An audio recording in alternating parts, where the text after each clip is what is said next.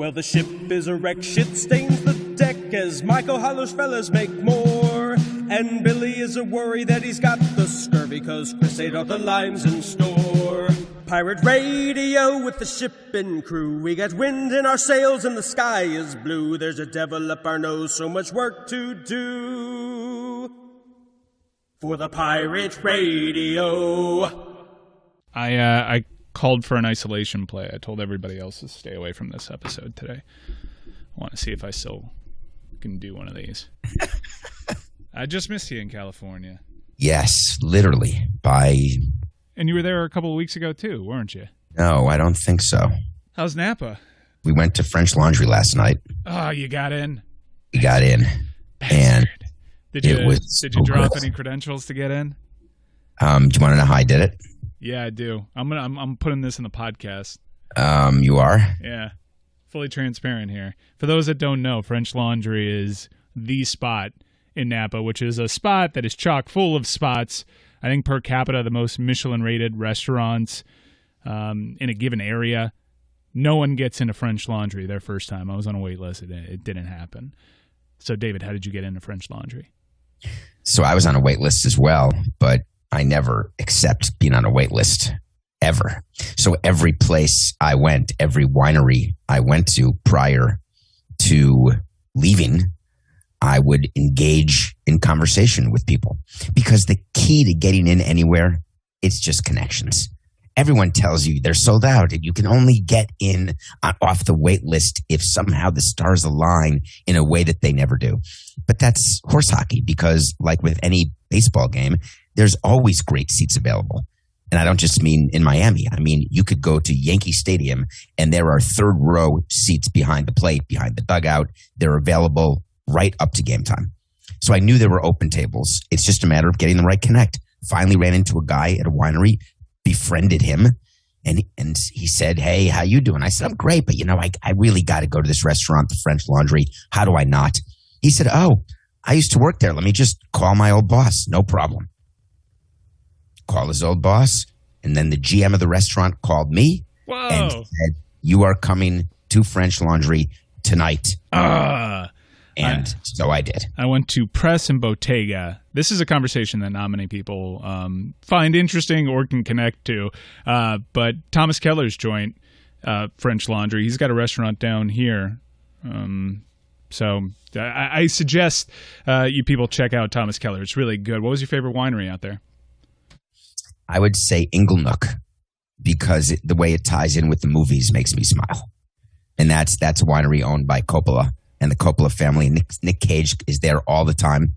I didn't see him. That would have been just too perfect. But they had great wine, great olive oil. Now, I grant you, I'm not tasting so well. That's what I was going to say. You were. I saw you go to social media and say, "Man, this is a really great wine." I'm like, how the hell does he know? So that's an example of a guy named Mark Jessup who works for J. Gregory Wines. It's his winery named after one of his 4 children. And we did a wine tasting where we're just with him. And it's his wine, and he's given us the wine. So, of course, I'm buying it. And he's the nicest guy in the world. And we just started getting along. And I said, "You know what? This wine's so good. Let's promote this wine." He said, "You'd be willing to do that?" I said, "Right now." And so we got together, took a picture, did a post, and I got a hat and a bottle of wine, which makes it one of the great trades of all time. David Samson, always willing to barter. That's pretty cool. I actually had an experience like that too at Adamus. I'm pretty sure some of these wineries just have casted actors to enhance the experience. And oh wow, here's the owner herself. Oh, unbelievable! I bet you it's a different person. Last time I went, it was played by Katherine Heigl, the owner of Adamus. I think you're trying to talk about how they get people to do things and spend money by pretending you're having access to people, or that you're tasting the fruit forward with the possibility of the gunpowder, with the cat piss, with the side note of a little Myron lemon. And then if you're really good, you can get a little bit of raspberry, and then the crispness of Coca-Cola. You have that palate. But some people, of course, just say it's good wine. Yeah. And some people are recovering from COVID-19 still and don't have all their taste buds, but just want a free hat. So I did not say that to any winery where I attended that I had just had COVID, not because I was afraid of spreading it because I'm vaccinated and totally fine, because I thought that it would be rude to go to a tasting and say, by the way, I can't taste anything. I thought they'd end up just giving me toilet water and saying how great this is. Yeah. I'm picturing myself in France where things like that could happen, I would think, or where and I love France, but where maybe they're going to take a little bit of advantage of the dumb American. But Napa is this sort of stuffy, amazing place. And if you walk into some of these wineries and say, hi, I just want to taste all your wines. Thank you, but I have no taste. I think they would pour me, the vinegar that they throw away from the spittoon from the previous 10 people who had been to a tasting. Let's pivot to movies, because naturally the natural tie-in to Napa Valley, and any sort of conversation about wine is probably the film Sideways. You would think that Napa actually likes Sideways, but nobody has a real favorable view of that film, especially the Merlot industry in particular. Yeah, the movie that I actually think about before Sideways is Bottle Shock. That's the one. And I went to one of these wineries, Chateau Mountain Lion or Montagnella or Mountain Lou. I cannot pronounce it right now because I can't remember what it is. And Bottle Shock, that's what it's about, when somehow a California Chardonnay went to France and won this contest about who had the best wine. And it totally changed the way California wine is viewed around the world. Phenomenal movie. Loved it. I think I reviewed it on this show or maybe on Nothing Personal. I can't remember. Sideways, though, is a much more popular movie. And what you're referring to is a line that you don't talk about here in Napa, ever.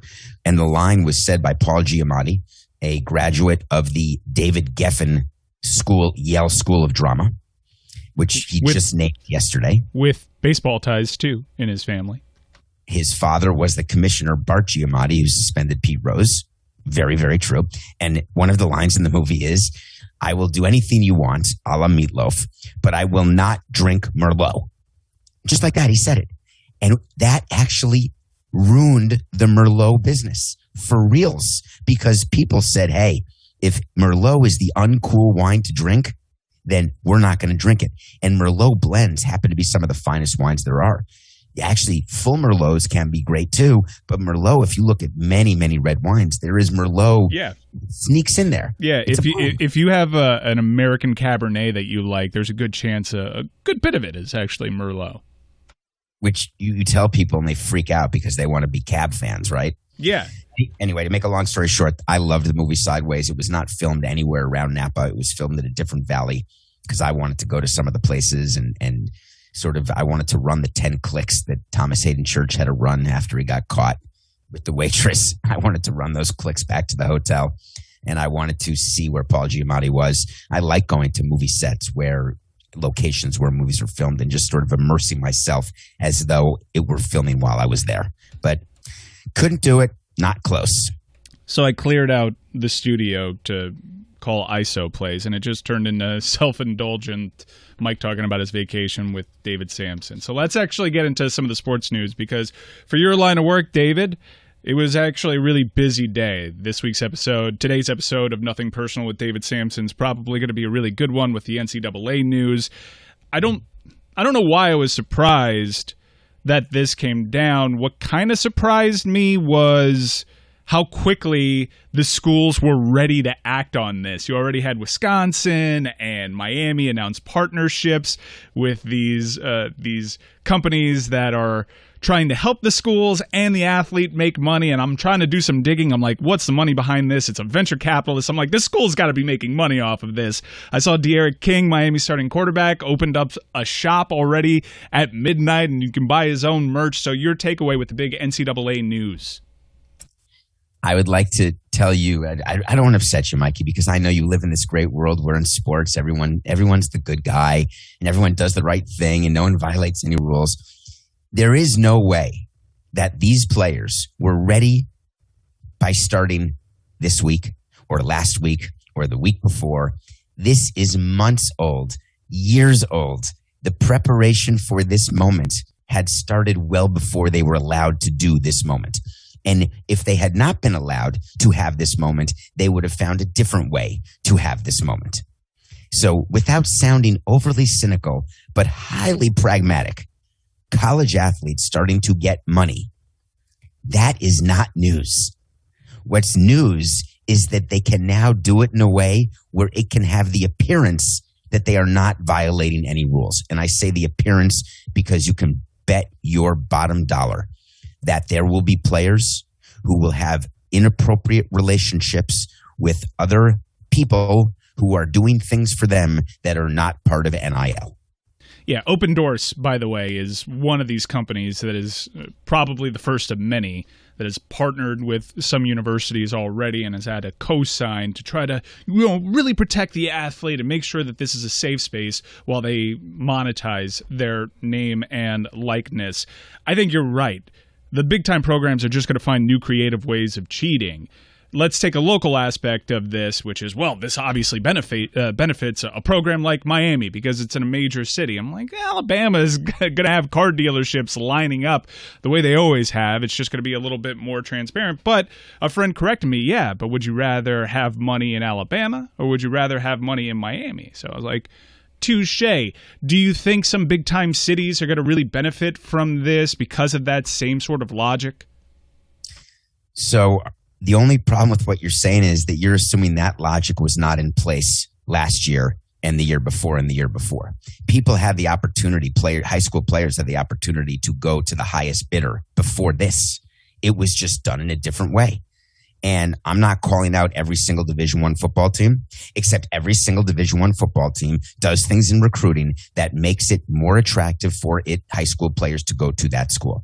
That's just life. That's how it's been. So we're going to say Miami now is going to have the advantage over Alabama because Miami is such a great city.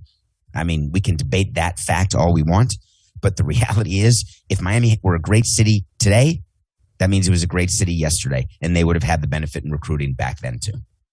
I tend to agree, but thank you for poking holes in all the pipe dreams that any Miami fan, including myself, probably has about we're back because now it's legal. I think every program is cheating. Some do it better than others. Some have small towns where the entire economy is built on the success of the football program and no one is incentivized to ask any questions, which is why I always believe that programs like SMU, USC, Miami, embroiled in these big-time college football controversies, they're major cities, and they actually have journalistic entities that aren't necessarily tied. Like, Miami doesn't need Miami football to survive, so I always felt like that was an issue. That was a bit of a tangent. I've forgotten how to do this whole thing, David.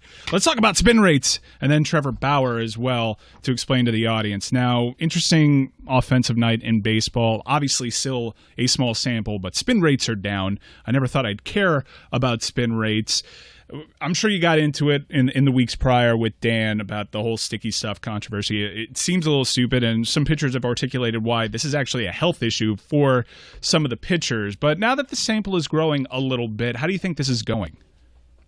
I think it's going exactly the way MLB thought it would go, where pitchers have stopped doing it, and offense is up, batting average is up, and pitchers who were once unhittable are now hittable.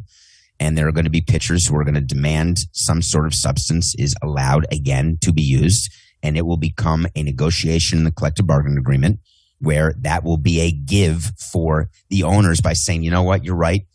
We'll allow substances, but in return, we're going to need the universal DH. I'm just making up sort of what the trades are because trades happen during this collective bargaining time all the time. What I'm frustrated about is that baseball keeps stepping in its own way. For whatever reason, we have so many things going on right now on this show. I thought you were going to lead with what happened to Ohtani pitching against the Yankees. I thought you were going to lead with the Cubs-Brewers game where something happened I'd never seen happen before, being down 7 runs and then matching it and then winning by over a touchdown.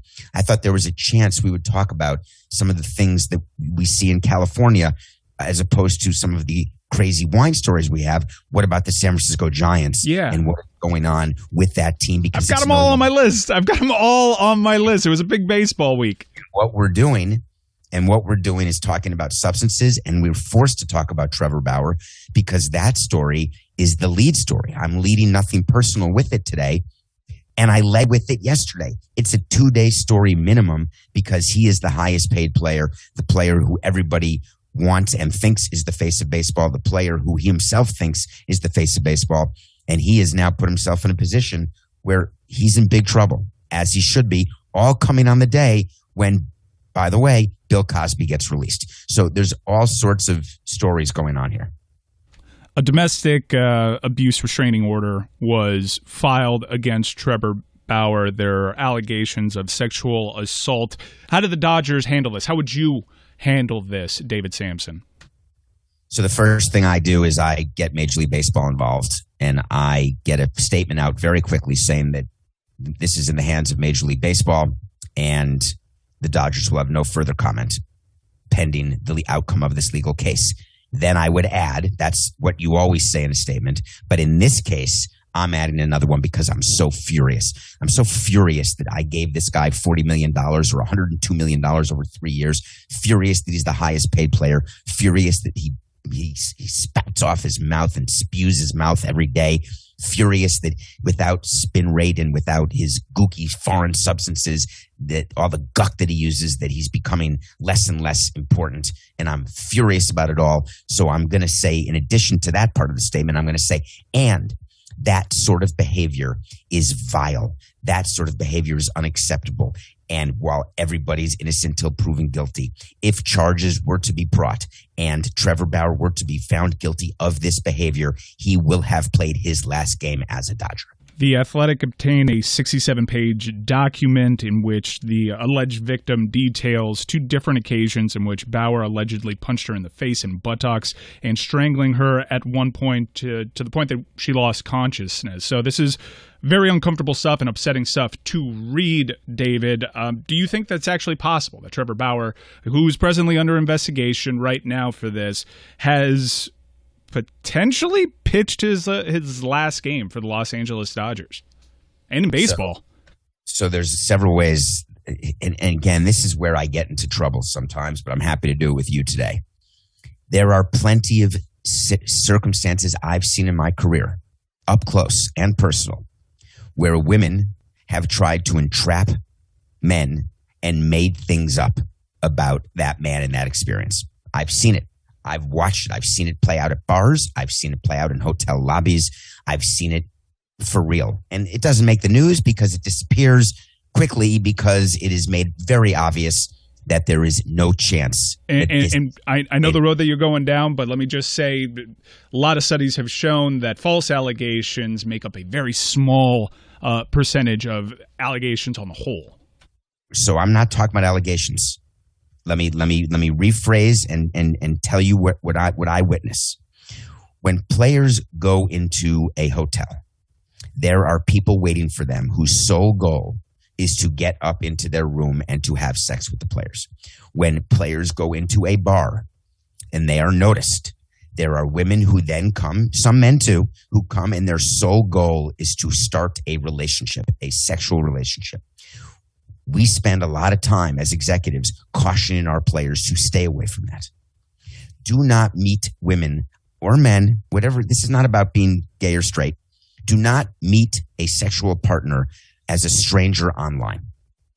There's no upside. We have such great opportunity here and such a vast array of people you can meet and places you can meet people and ways that you can have encounters that you are putting yourself at risk. Trevor Bauer meets someone online on Instagram, has her drive to him. They have a conversation where she says, "I want hard sex." He says, "Great, I'm in." But then their definition of what that is changed. And Trevor Bauer was hitting her, made her unconscious, penetrated her while unconscious, all the things that are rape and assault. And then his defense is, it was consensual. And here's the text message that says, "Hey, I like it that way." How many times do we have to tell men when someone cannot acquiesce and say, I want to be assaulted? It doesn't work that way. It does not work that way. And now if the district attorney gets involved, which it's not yet, but if they do, Trevor Bauer gets suspended right then and there. If Trevor Bauer gets charged, he will be suspended right then and there. Even if he's not charged, MLB is investigating right now, and they are going to suspend him. It's just a matter of when, not if. This is major, Mikey. It's major. It is, and not that anybody wants to be an athlete or even accused of being an athlete apologist in these situations, but when I hold up the data points that say very few allegations end up being false when it comes to sexual assault allegations, the counterpoint to that, if you were representing an athlete, would be, well, that's society as a whole here in this country. I'm sure if you look at people that come from wealth or celebrity, the chances of them being falsely accused of something are higher than the normal, everyday, average Joe.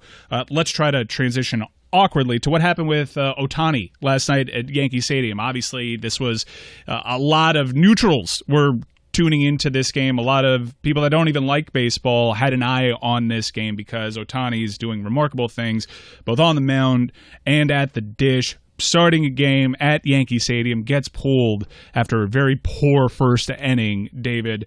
Very disappointing. This could have been a big star-making moment for a guy that in baseball circles is a star, but he could have transcended the way that maybe Ichiro could have done, where he was just like an electric wire that dropped immediately here. Your thoughts on what happened last night with Ohtani? I don't think that it takes away from his star. Right, from the brightness of his star by getting rocked in the first inning. It happens to pitchers, sometimes the best pitchers. Sometimes you can have an ERA of 2.5 for a whole season and one of your starts just totally stunk and you don't make it out of the first inning. Ohtani's had control problems. He tends to walk people. The Yankees have had offensive problems, but without hitting with runners in scoring position. And yesterday, they just were able to do that.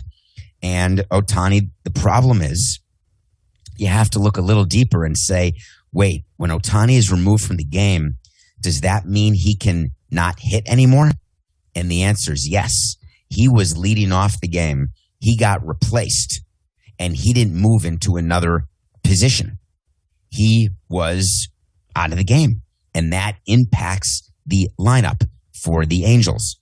Now, interestingly enough, for all those people who watched the game thinking the Yankees were going to crush and how great it was, the Angels came back to win that game with a huge late inning burst off the Yankees closer, Chapman.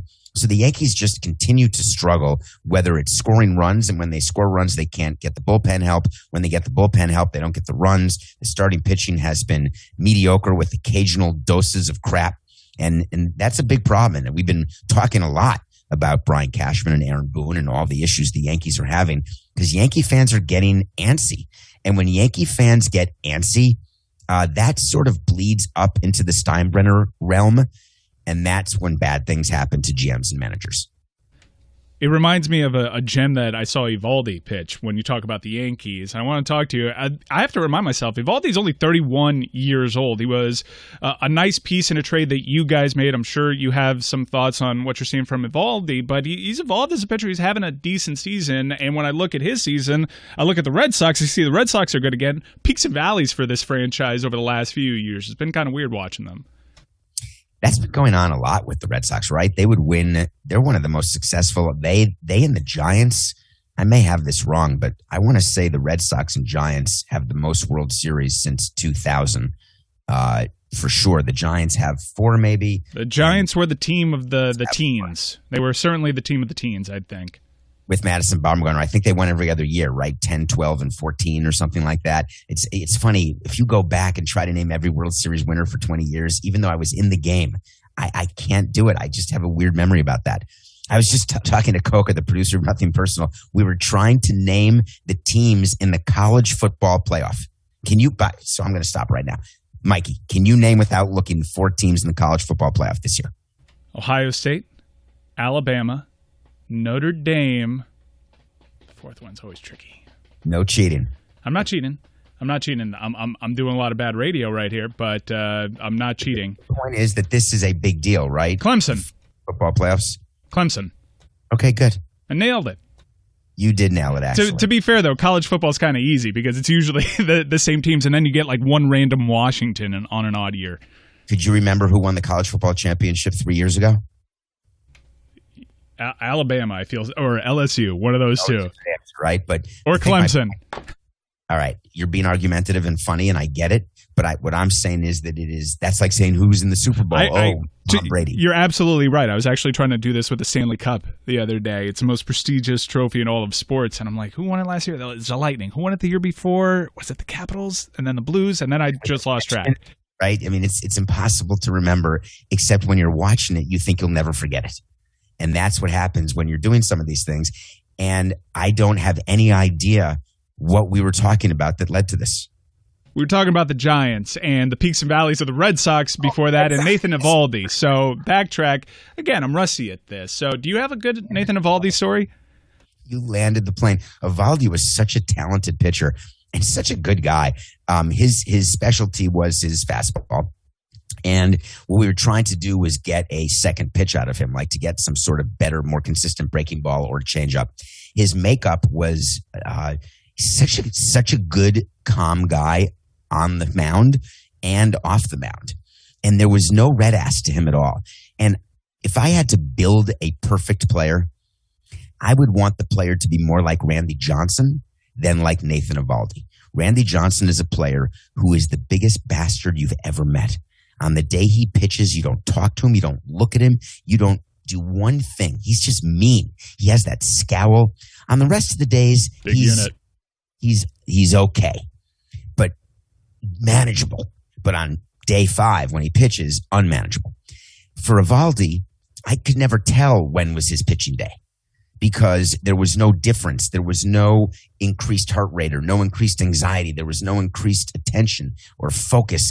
I like to see a bit more of a differentiator, both in his pitches and in his sort of MO.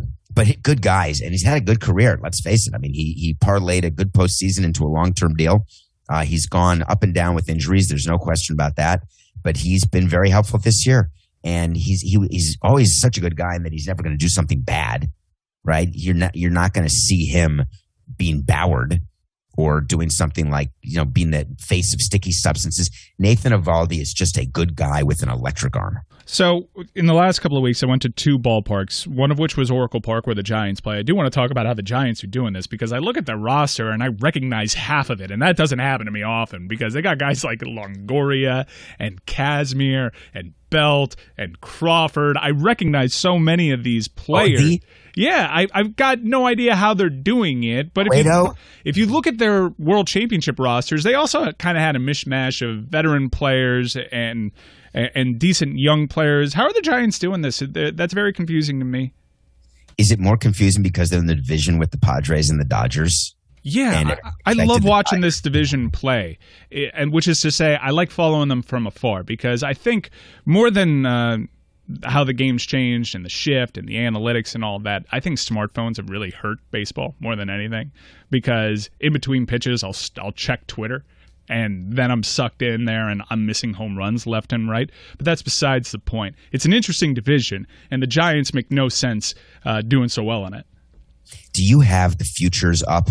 Is anyone with you right now? Do you have a producer? I can pull up the DraftKings futures while you talk. I would love to know the DraftKings futures for the NL West as of today. Because are the Dodgers still favorites by what they were? Are the Padres now co-favorites? Both of them who are 2 to 4 games behind the leader after 80 games? Is everyone expecting the Giants to fade the way I have since the first week of the season? The Giants whose future bets were that they'd win 76 games total this season, meaning they would lose 85 games, 86 games. And now it looks like they could win 90 games and win the division. And the reason they've done it is they've gotten above performance from each player's projected performance, which means when you go player by player on that team and what you thought they would do and what you thought they would contribute, every single position is playing above his skis. Stugotz here for our friends over at Draftkings. I love Draftkings. I spend all my time there, seriously. I have my mail sent there. I do. People say, hey, what's your address? My address is DraftKings.com. DraftKings Sportsbook is not only my favorite sportsbook, but also America's top-rated sportsbook. I love using DraftKings Sportsbook. It is easy to navigate, has plenty of instructions for new bettors, and nearly limitless ways to get in on all the action. My friends and family have been loving DraftKings Sportsbook, and I know you will too. Listen to this great offer. DraftKings Sportsbook Sportsbook is putting you courtside with a chance to turn $1 into $100 in site credits. That's right. Pick any basketball team that is still in contention. Bet $1, and if that team wins, you win $100 in site credits. How about that? DraftKings, man, they're always getting it done for our audience. Download the top-rated DraftKings Sportsbook app now. Use promo code Dan when you sign up to turn $1 into $100 in free credits. Bet on the basketball team of your choice to win their next game, and if they do, you will claim $100 in free credits. That's promo code Dan for a limited time only at DraftKings Sportsbook. Must be 21 or older, New Jersey, Indiana, or Pennsylvania only. New customers only. Wager paid out in site credits. Restrictions apply. See DraftKings.com/sportsbook for details. Gambling problem? Call 1-800-GAMBLER or, in Indiana, 1-800-9-WITH-IT. You're getting plus juice on pretty much everybody now because the top three teams, Padres, Dodgers, Giants, are separated by 2.5 games right now. It's basically anybody's division, and they're all built in curious ways. And as someone that you tried the free agency thing for one big splash a year. Oh, wait, I am rusty. Hang on one second. You tried the free agency thing for one big splash a year. Splash. And it didn't work out. Historically, in baseball, free agency is more miss than hit. The Padres have done a really good job in free agency. It's really cool to see that they're good because they have that entire market to themselves. They have a good turnout. That city is on fire for the Padres. But I'm surprised that their big free agency deals have worked out this well. They've totally turned around that franchise. Which free agency deals are you referring to? Darvish, Machado, they performed well for them. Okay, so I'm differentiating between trade and free agency. A free agent is someone who is not on any team and you sign him to join your team. That's not, you're acquiring a free agent.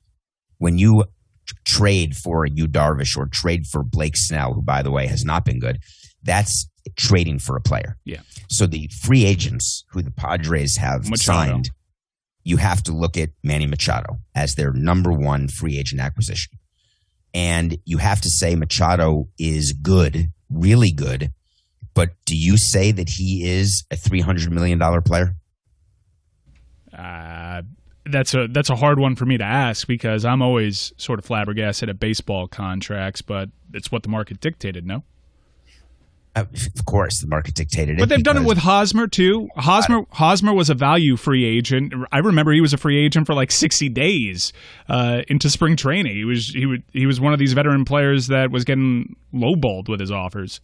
And he's been an overpay, right? Now he's having a fine year. The Padres are doing fine. I'm not saying anything against A.J. Preller that I haven't already said.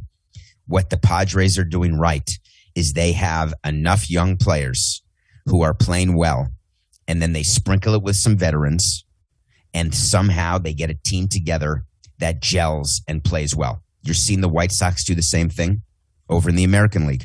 They had a sprinkle of young players. They brought in a sprinkle of trades with some older players, like the Dallas Keuchels and the Grandals of the world, and you put them all together with their existing players like the Abreu's, who won the MVP, and you got yourself a team. The question is, can you keep that going for an entire season? That's going to be hard for the White Sox. That's going to be hard for the Padres. The Dodgers are deeper. Losing Trevor Bauer made Bauer is a big time deal, but they did it without Bauer, right? They did do it without Bauer, but I really, when I evaluate last season, I evaluate it as not a full and complete season, right? I don't say that, wow, they signed the Cy Young Award winner and brought him to LA. Because my obvious counterpoint when you were questioning the Dodgers, when you were questioning the Padres, which was do it for an entire season, like they made it to the postseason last year, and they're in the mix of it. They're right in the mix this year. So if you make it last season but not this season, does that make last season less real? Or if you made it last season and make it again this season, does that mean last season was real? What is your view of that? And I'm asking for a very specific local purpose. Well, because the Marlins are struggling this year. They're in a competitive division, if I wanted to be kind with it. So let's pivot to the Marlins, actually, because that's where the natural school of thought goes, because they made the postseason last year. It was a very good season. It is one that Derek Jeter could point to and say, look, it's working here. And now you have a full sample. And to be fair, the Marlins were probably penalized with COVID arguably as much as any team last year, and they still found a way to make it through that adversity, so credit to them. But this year, falling back to earth a little bit. Your takeaway with what's happening with the Marlins this season? Well, I think what we're talking about, that I was happy the Marlins made the playoffs, because I hate to hear they've never made the playoffs since 2003. They're the last remaining American National League team who hasn't made it. Now the Seattle Mariners have the longest streak in the American League, and now the Phillies have the longest streak in the National League, and that makes me happy. So I'm glad they made the playoffs last year. But I think within baseball, there is not one executive who will tell you that that playoff system, with both the expanded playoffs and the 60-game season, when you are evaluating your team, you do not make trades or signings or adjust your payroll because you think your window has now opened earlier, or you think your window has closed earlier because I didn't make the playoffs last year, or I did make the playoffs, therefore our rebuild is ahead of schedule. We're ready to rock and roll. Teams aren't doing that. So the Marlins, without telling anybody, they knew very well that they were not going to sign free agents the way they would if they had made the playoffs as part of their rebuilding after a 162-game season, trying to go further into the playoffs or get a second year of playoffs. You didn't see the Marlins do that. And the reason you didn't is they knew deep down, they didn't talk about it from a marketing standpoint, they knew deep down it's really discounted what happened. They need to see what happens in 2021 and hope for the step forward that they were hoping to get in 2020. And so far, you are not seeing that step forward. You are not seeing the improvement in any of the position player prospects at all. You are seeing some great young pitching with the Marlins.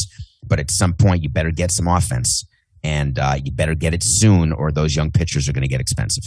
Before we pivot to movies, I obviously went to California, saw Oracle Park, which many people call the best park in baseball. No argument here. Incredible on the Bay.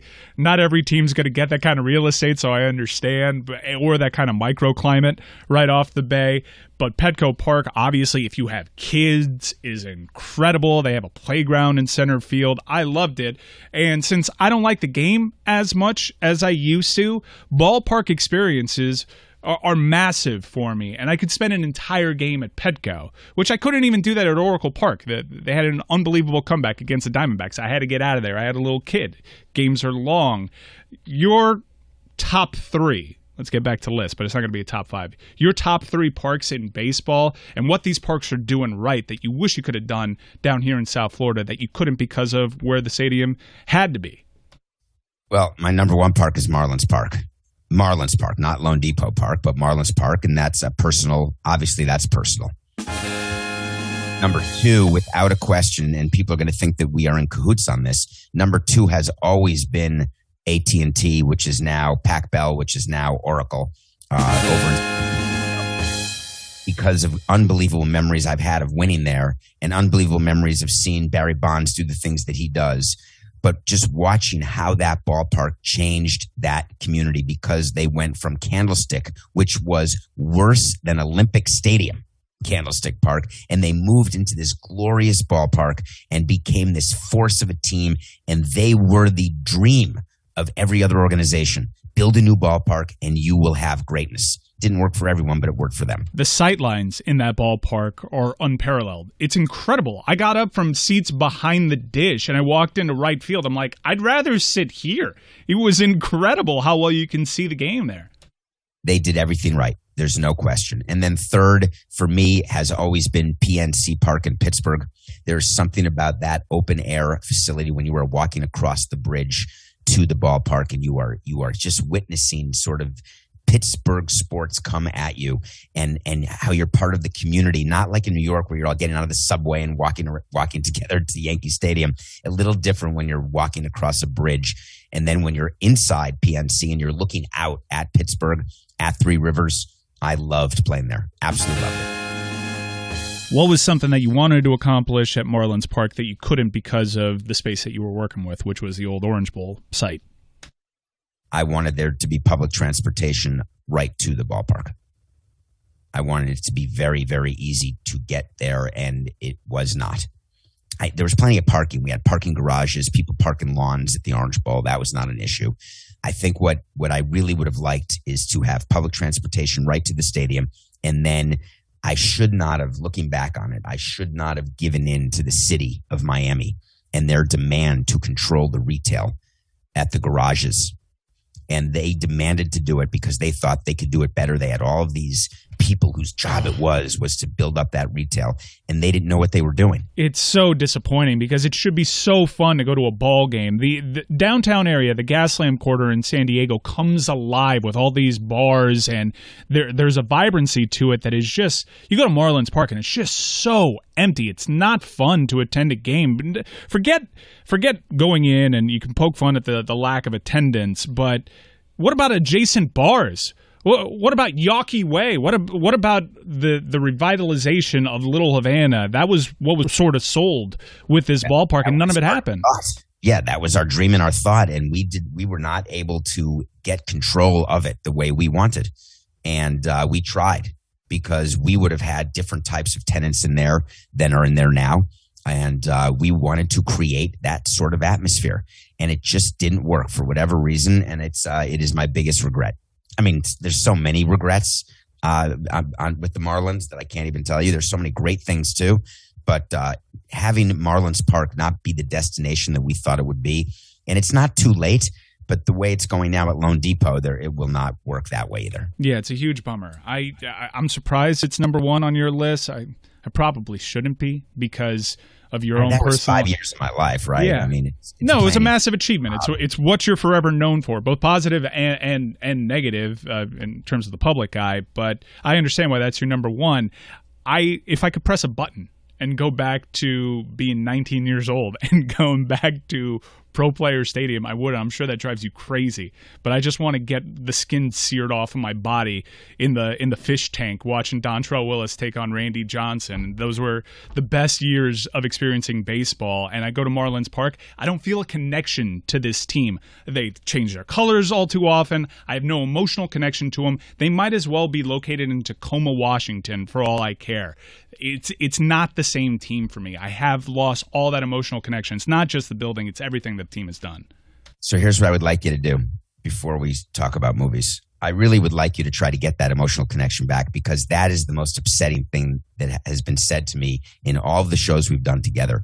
For you to not have an emotional connection with your home baseball team, and for me to have any factor in that reality, that really does make my stomach turn. You have an opportunity with your daughter to have that connection, with your wife, to go to a game and have a moment.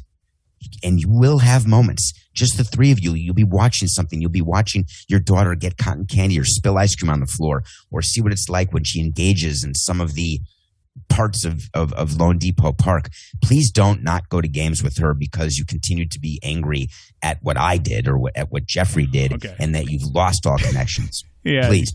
You took the wind out of my sails on a joke. Yeah, I can't believe Jeter did that and killed my passion for the game so much. I'm talking to somebody who's partially responsible. I know you and I have talked about that, but it's honestly, if they went back to teal, I think I'd feel a little bit more of a connection to it. It's completely insane what you're saying.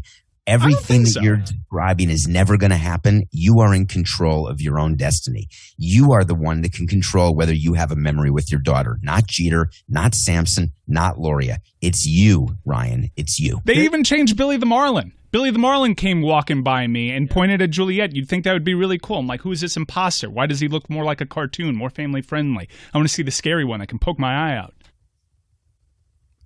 David, you are someone who can coldly cut through all of it. You're a smart individual who has an ability to talk about the business of this stuff in a way that is matter of fact and that fans don't always love with the mythologizing and marketing that there always is around sports.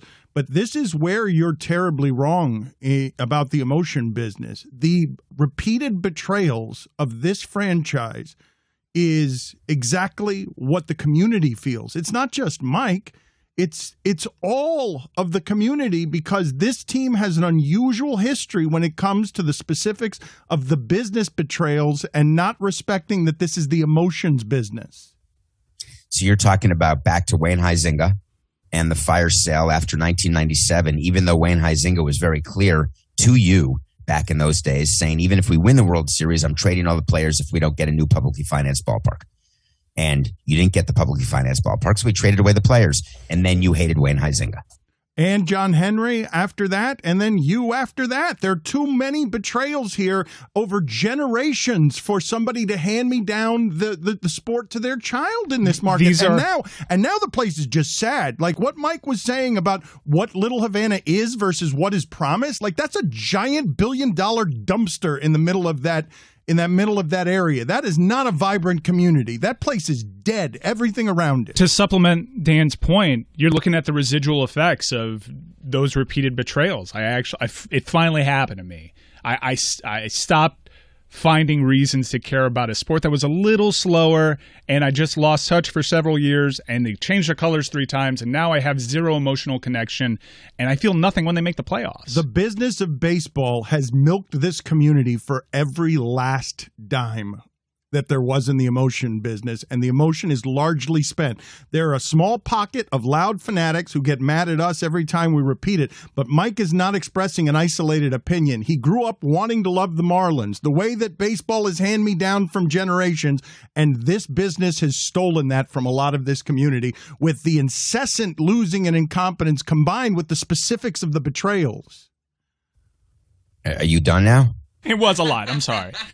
I'm just asking. I'm just curious. I don't want to interrupt because I feel like you're on your soapbox and you're using your tremendously large platform aboard your pirate ship to again bring up something that you know will have a negative sort of view toward me, and people will react and take it personally. But how surprised are you? You can't be surprised by what Mike is saying. Yes, I am, Dan. I'm surprised by your desire to walk in here 40 minutes into a conversation I'm having with Mike and to somehow interject your view that I have taken away everybody's emotions. The emotion business has been shut down, and you're a big part of it. Thanks, Dan. That's really adding to the conversation. Why don't you talk about all the positive things that have happened with the Marlins over the years and talk about what can happen if the Marlins would win more games or get better players or somehow go on a little streak like the Tampa Bay Rays are able to do, maybe get better front office people instead of shitting on previous owners, previous presidents, current. I don't hear you mention anybody on the current side, of course, because that's not sexy. You certainly can't mention that. It's just, it's old. It's boring. Let people go back to your damn catalog and listen to it if you want to keep talking about it. I was stunned that you're surprised by what Mike Ryan is saying and the specifics of what we were promised in that neighborhood versus what's there now. I'm stunned by the fact that you weren't listening to what Mike Ryan said because you weren't here. He did just get here. And Dave, I'm actually on your side here. It's unfair. We have an emotional attachment to the Marlins. That's what you said, and that you wish you had. Yeah. And I said, that makes me sad. Why don't you go to a game with your daughter and forget about owners and presidents and Jeter and Samson? Forget it. Just have a moment with your daughter, the type that one day you are not going to be able to have. And I did at Petco. It was amazing. I tried it at Marlins Park. It wasn't that good. Because as you articulated, you guys weren't in charge of selling the spaces around there, and the city kind of dropped the ball there because it is boring going to a Marlins game. The best thing they had going was Wendy's right across the street. Yeah, there was Bowl Bar, and even that's shutting down. It didn't even revitalize Bowl Bar, for Christ's sake. I tried to revitalize Bo Bar myself, actually. I bet you did. I told you guys I was scared. We should read that Bowl Bar review Adam Smoot. again. It's literally the only good thing Adam Smoot has ever done. That Yelp review. Ouch. That guy is awful. I went into Bowl Bar and I was scared, and I had to go through a metal detector, and I had to buy like a $17 drink for a woman who I'm pretty sure, I couldn't tell because of how dark it was in a negligee. Be careful, Dan. It might have been lingerie of a different sort. I don't know. Either way, it's a fancy word, and I'm proud of you. Yeah. Let's get to your movie review here, David. So you were not here last week, and there was a pretty significant kerfuffle on the show regarding Cheech and Chong and Seth Rogen. And it's impacted me all week. So today, I want to give you my top 5 Seth Rogen movies of all time. Number 5, 50-50. I thought you'd give us your top 5 Cheech and Chong movies because you were making the arguments on behalf of Cheech and Chong having a bigger impact in Hollywood than Seth Rogen did. Okay. Number 4. Number 4. Funny People. Funny People. Can you make it the first half of Funny People? I mean, well, that's the Apatow Not thing. altogether Everything is a little funny, long. might I add. Yeah, it's 2 different movies. I enjoyed the first half better. I enjoyed both halves, and I enjoyed the Eric Bana making an appearance. Number 3. People are going to be surprised at this, I think. I have to do it. Pineapple Express. Number 2, everybody else's number 1, not mine, Knocked Up. And the best Seth Rogen movie ever made in his career is with Elizabeth Banks, and it's called Zack and Miri Make a Porno. No one else is picking that, and I have to say, getting to know David Samson, I'm not at all surprised by this selection. So that, again, God, it's so good to have you back, Mike. It's like Dan oozes onto you and you become this person where you like have to impress him or something by saying these things to me that are meritless and baseless, but I guess they're good for He wasn't here when I told you ripped the soul out of South Florida. Okay. You know what? I don't think it's necessary to talk. I understand you fit me into your world through the local hour because of what I used to do for a living. I think with nothing personal now, it's pretty clear that the platform has expanded beyond Florida. And I think it's possible that we could do one of these weeks without you continuing to blame me for all that ails South Florida. But if you feel you can and you have like another year, what's the statute of limitations for how this works? You're not to blame for everything that ails South Florida. It's just the stealing of the soul. Okay. Thank you, Dan. What are you disputing here? What is it that you're rubbing up against that it's just tired to you, the same note? I'm trying to be helpful here in giving your audience great content. And I believe that you coming on and bitching and moaning 40 minutes into a show to talk about the emotional loss and the business of emotions being taken away by Marlins people, the $1 billion dump in Little Havana. What are you doing to make that entertaining for making people want to keep this show going? I just found it, actually, from our past. Here's the Bull Bar review that we were talking about from years ago. Bull Bar, aptly named for its proximity to the old Orange Bowl site and its exterior's resemblance to a place you'd likely find a lot of feces, is both a wonderful and horrifying establishment. At the same time, if that makes any sense, it's sort of a melting pot of sadness and various diseases that modern medicine may or may not yet have a cure for. It's majestic, really. As you cross the street from Marlins Park and make your way to Bull Bar, you'll notice a brightly lit liquor store. That's not it. You want the next door, the one that looks like you're about to walk into a drug deal in the back of an abandoned building. I entered that tiny door, the gateway to regret. This is my story. Gateway to regrets. I mean, that should be the name of Marlins Park, no? Like, that's Gateway to regret. Gateway to regret. The second I walk into Bull Bar, I'm immediately transported to a strip club you'd find in a detective movie sometime between the late 70s and early 80s. Guy's a hell of a writer. Mirrors line the wall while the majority of the floor is taken up by a huge empty wooden bar. There aren't any strippers, but it's only 6 p.m., so who knows? The liquor store next door with the bright lights and neon sign is connected to Bull Bar. The electricity apparently is not, and that's probably a good thing. There's a man passed out on one of the stools closer to the door, his head resting on the wooden bar. He might be dead.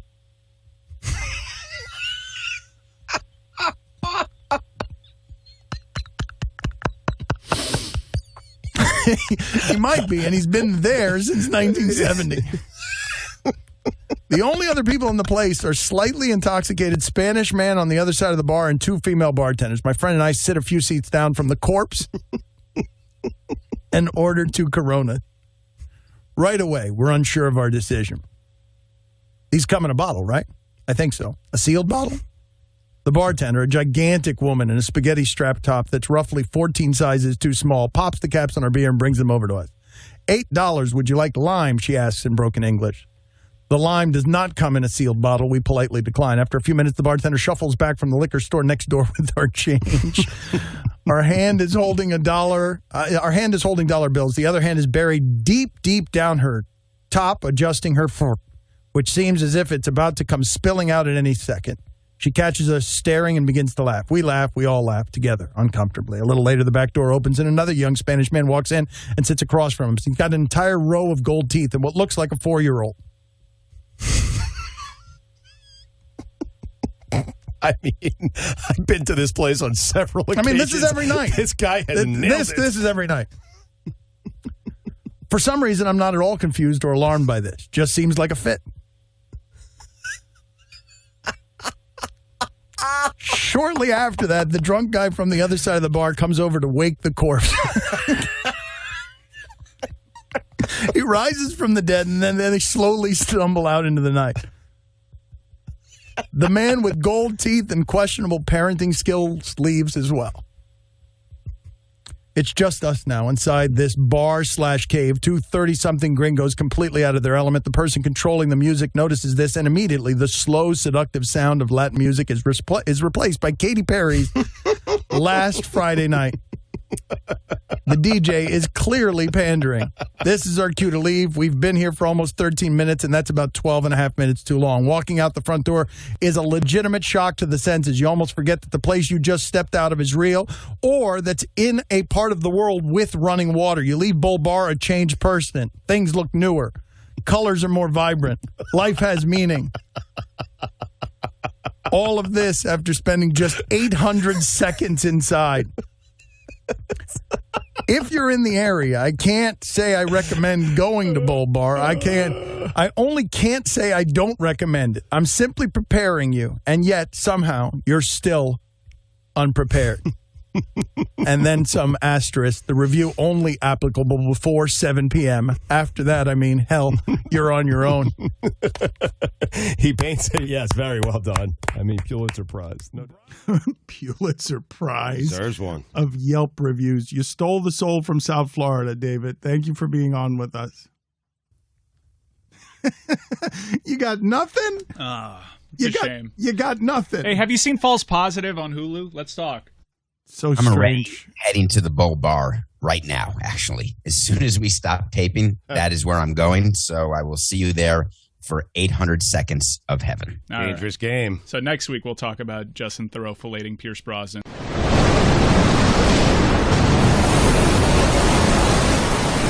Welcome to The Big Suey, a podcast exclusive. Risky move. Just when you thought the show could not be more diluted. Walk the plank. Bam! No more free Disney trips. Now here's the marching band of nowhere. Matey. Fatface. Dan's been stress eating. And the habitual liar. Stugotz can't be trusted. The Big Suey. Yo ho, a pirate radio life for me. Stugotz, Yes. Chris Paul, What about him? your thoughts? Do it in the finals. I mean, he celebrated like he won an NBA title last night. He was great. He had 41 points. I'm happy for the Phoenix Suns. I'm happy for Monty Williams that they made it to the NBA finals. I don't know if these are the best teams. I think they're just the healthiest teams. Like, Suns and Hawks is going to be a disaster for the NBA if that's where it goes. But I got to give Chris Paul credit. I've always said you can't be one of the best point guards of all time, which everyone seems to call him, unless you've at least made it to an NBA final, probably win an NBA final, win an NBA title. He's 4 games away, Dan, from me having to revise my top 10 point guards of all time. How about that? But do it in the finals. I mean, let's see you do it in the finals. But in the game to get them to the finals, He was great. He yeah. was their number one. He was not their number two. And Chris Paul can score whenever he wants. He's done that the entirety of his career. But I would say to you that he does what is the necessary thing as a leader of a team. He doesn't do all of the scoring because there are times that the team requires other things from him. He made the Clippers crazy last night. Patrick Beverley, like the Clippers just dissolved in frustration. Boogie Cousins saying from the sideline, that's why nobody bleeps with you, because he flopped on something, and Patrick Beverley getting ejected for shoving him from behind. They just totally lost their composure, and Chris Paul did that to them. It seems like those two guys that you just talked about, they have some crazy in them regardless. I mean, we're talking about Pat Beverley and DeMarcus Cousins. It doesn't take a lot, you know? People want to hear from you on Chris Paul. There is nothing. You could say do it again in the finals, do it in games that haven't been played. You can also say do it against Kawhi Leonard. What can you possibly say about what you witnessed last night? He has not been healthy. And the last time we talked about him, you were trying to shove me into the position of benching him before that game. Well, I mean, Cameron Payne was 2-0 as a starting point guard in this series. Chris Paul was 2-2. I mean, perhaps the series is over a couple of games ago if they stick with CP. You know what I'm saying? Dan, what do you want me to say? I mean, it's not me. It's I was wrong. The audience would like to. No, I'm not wrong yet, Mike. He has to win an NBA championship. Come on, what? The rib on him was that he never got to the finals. No, I said that was always the rib on him. No, I said all the great point guards in the history of the NBA have won at least a single NBA title. All of them. Isaiah Bullshit. Steve Nash, John Stockton. Wait a minute. Steve Nash Wait a is not minute. my top 10. Neither is Stockton. Sorry. This is a room full of people that did not want him on the Heat like a year ago. All of a sudden, everyone's a giant CP3 fan? Yeah, that's how it works in sports. Everyone except Stugotz, who says he's still not wrong. Dan, he did it against Reggie Jackson. Like, okay? Like, great. He did it against the guys who were out there. He did it against LeBron in the first round. Why are we holding this against him? This is the same bullshit that we've seen, like... We saw it with Chelsea when they were talking about their opponents making it to the final. He went through LeBron James. Just because he didn't go through him in the Western Conference final doesn't make it less impressive. All I'm saying is, if you want to be included, I have no doubt, I have no questions about the greatness of Chris Paul. It is obvious to anyone who watches basketball that Chris Paul is one of the great point guards to ever play.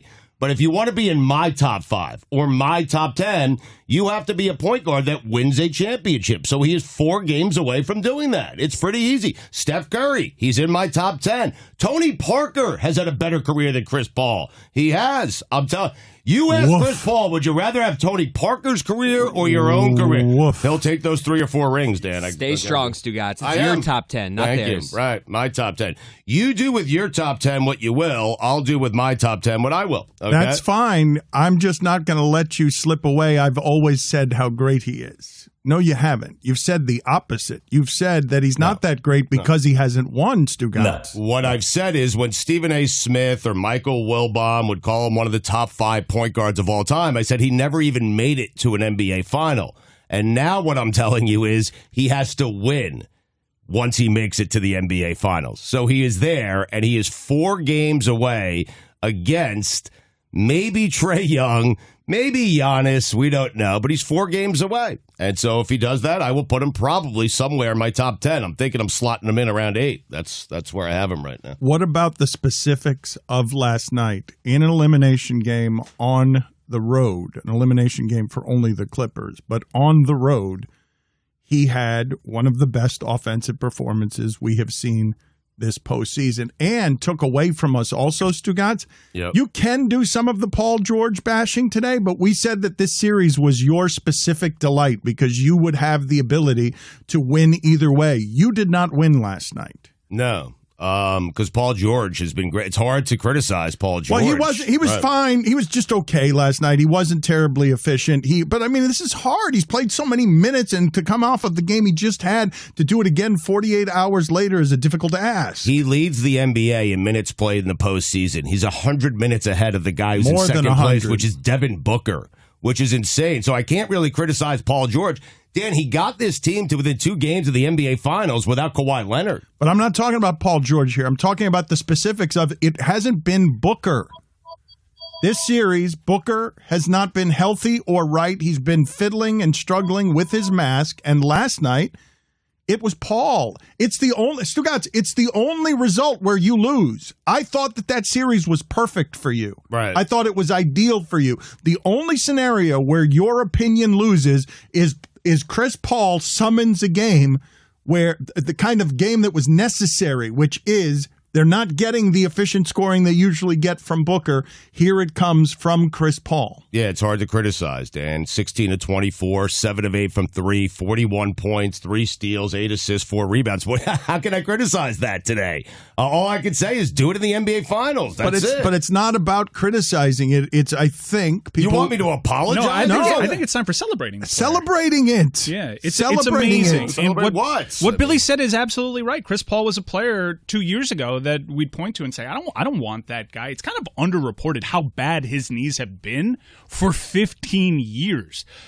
When you think of Chris Paul, you probably think of him in a Clippers jersey, but he's played for the Hornets, the Clippers, the Thunder, the Rockets, and now the Suns. It's an odd career trajectory for one of the greats of all time at that position, and this late in his career. After he was jettisoned to OKC and nobody wanted to come up with a trade package for him, he's going to hit an open market and command a big dollar. Nobody wanted that contract. It's an incredible achievement for him to get here. And he did go through LeBron. You cannot take that away from him. No, you're right, Mike, but you want me to celebrate a guy making an NBA Finals who should have made at least 5 throughout his career? That's what you want me to celebrate that today? I mean, celebrate what? Like, a lot of guys have made the NBA Final. Did we celebrate John Stockton when he finally made it to an NBA Final? I don't recall doing that. Yes, we did. What did we do? Yeah. There was a celebration of his greatness. John Stockton is regarded as one of the best point guards ever. We celebrated Gary Payton as well, which, by the way, your top 10 must be terrible. Why? Because just thinking about it, the greats at the position, I'd rather have the point guards that never won a championship. Let's get it. Let's get that list right now. Get the fanfare ready, and we will get a top 10 list from Stugotz in moments. I want to hear this off the top of his head. I'm sure he's got it memorized. I'm going to need a minute here. I got to find it. It's somewhere in my pocket. Okay, you go ahead and find it. I think I might have seen it the other day in your sock, in one of your tube socks. I thought that's where it was. I have no idea where it is now. Just give me a minute to search for it. It's going to be a top 10 of it might be in the car. This is going to be incredible. I can't wait. The night you just tied yourself into. We're gonna have to. What he's gonna need is to find this wherever it is that it is. I suspect it will be on pointguards.com that he will quickly search. It's pgs.com, Dan. The thing that I wanted to do today when Mike is talking about celebrating it, and Billy does bring up a good point, is to celebrate that this story was people didn't think that anyone wanted that contract. And when he went to OKC, nobody thought that he would be able to do what he did because he was injured and it looked like a bad contract.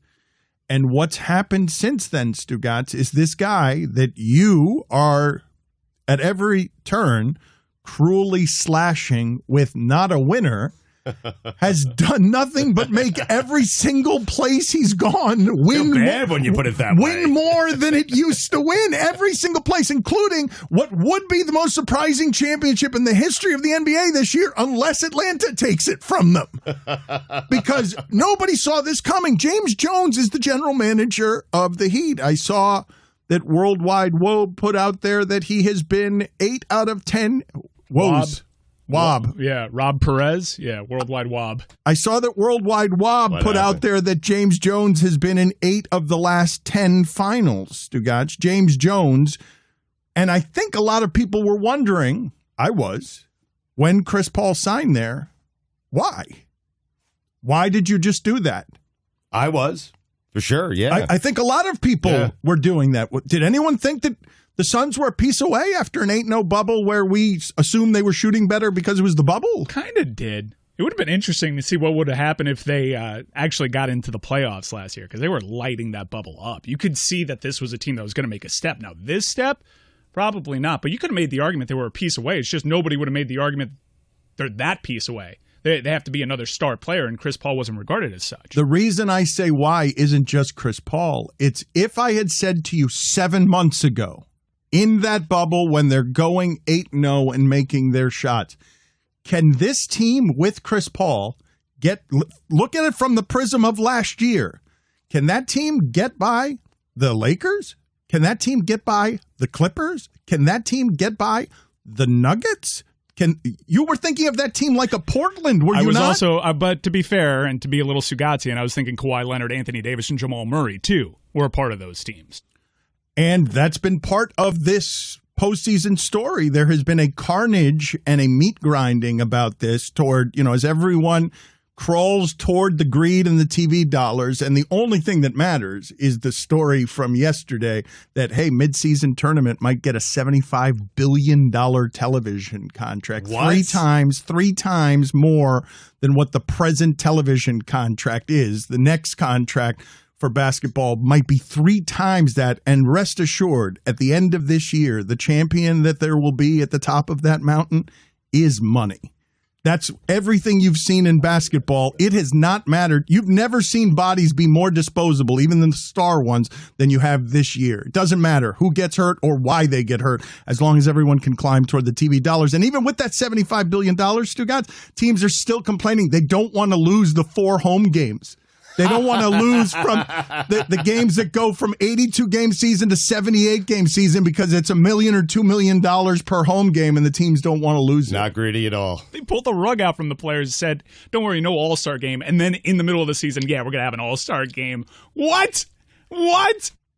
It's a pretty great story, Stugotz. The Chris Paul story. If you want to celebrate sports, it's a pretty great story. I know you don't want to celebrate this. And I'm not, right. I'm honest to God. It's not about being wrong as Stugotz. It's my general frustration with the fact that in real time, we find ourselves at every turn diminishing the greatness while we're watching it in sports in a way that is getting more and more frustrating to me, diluting the greatness instead of enjoying it. And it takes Kevin Durant losing by a shoe size in order for us to celebrate the greatness that we've been witnessing for 10 years.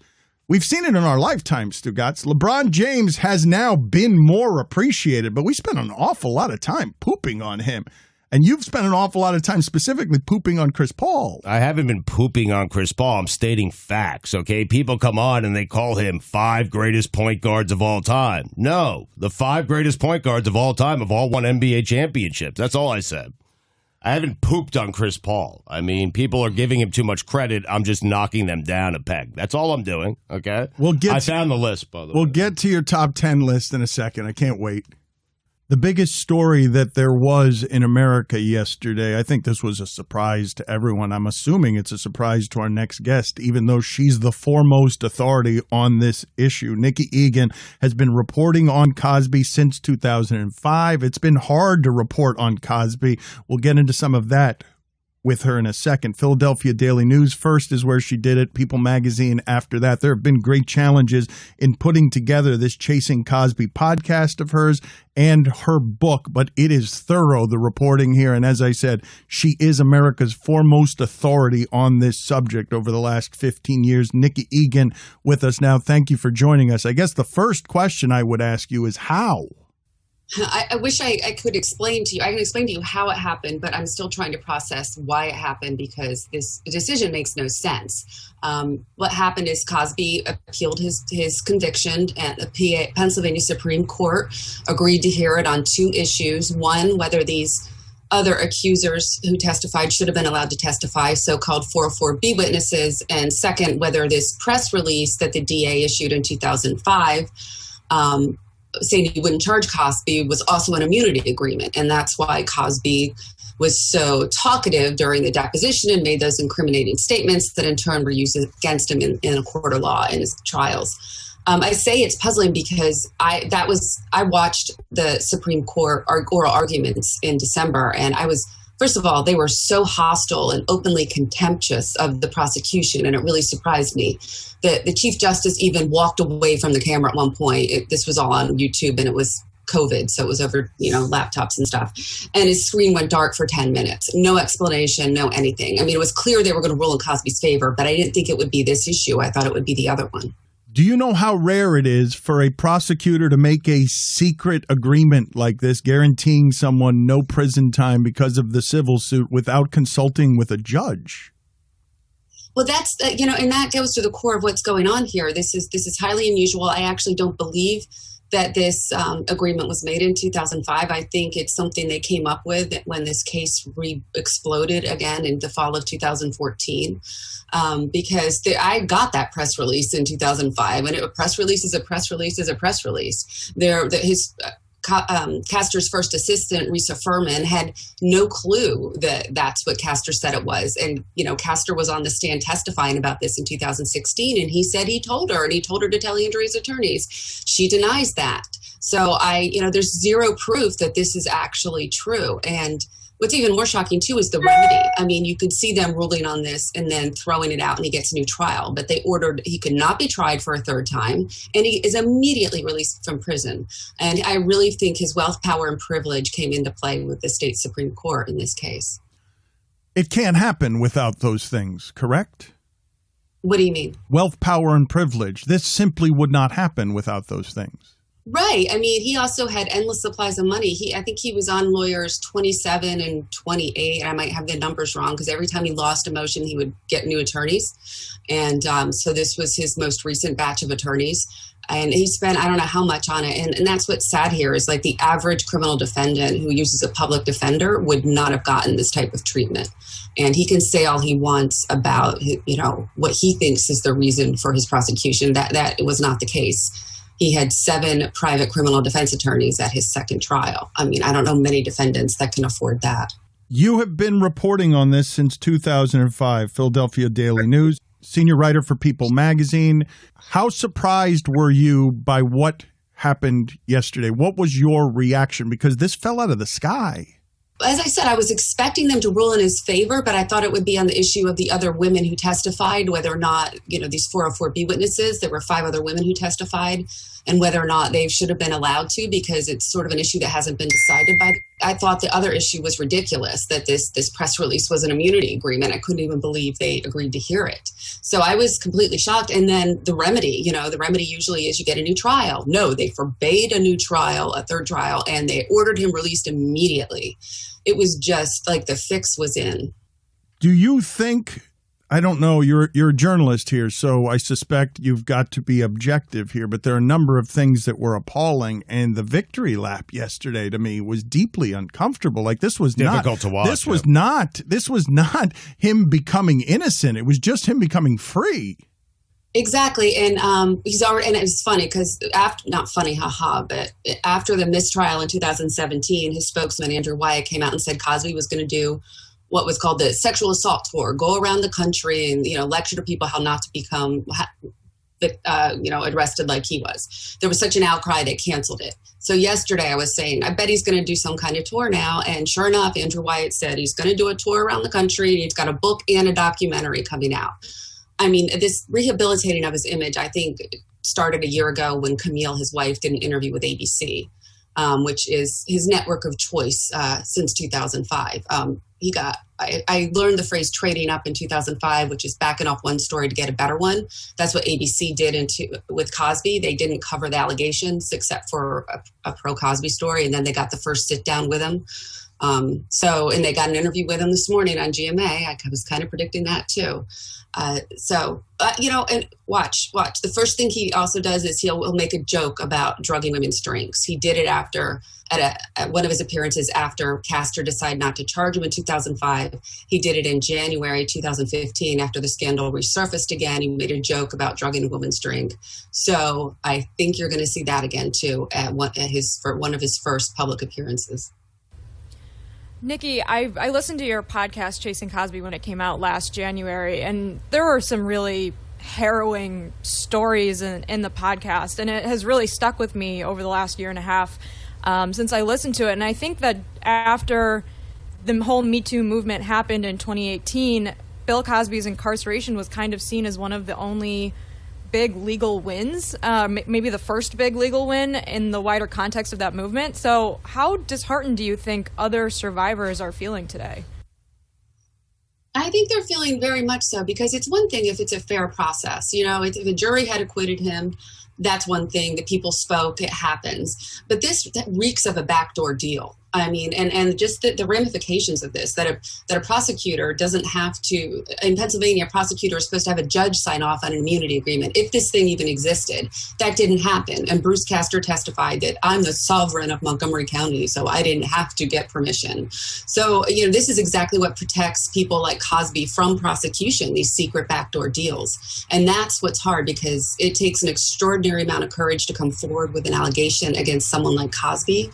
He was a beloved public figure. He was America's dad. So, people always say, why do women wait so long to come forward, or why don't they come forward? And I'm like, why should they? I mean, look what happens.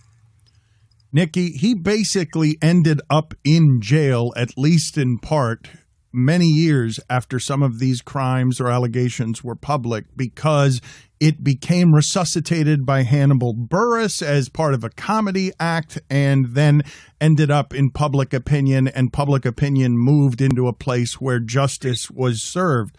There are no consequences to a backdoor deal? How does a backdoor deal, when there's this kind of public scrutiny on this, how does a backdoor deal end up being okay? This seems to be one of the instances where a backdoor deal, that money and privilege couldn't get you out of this once he's in jail. I thought the next time I was going to hear about Bill Cosby was Bill Cosby has died in jail.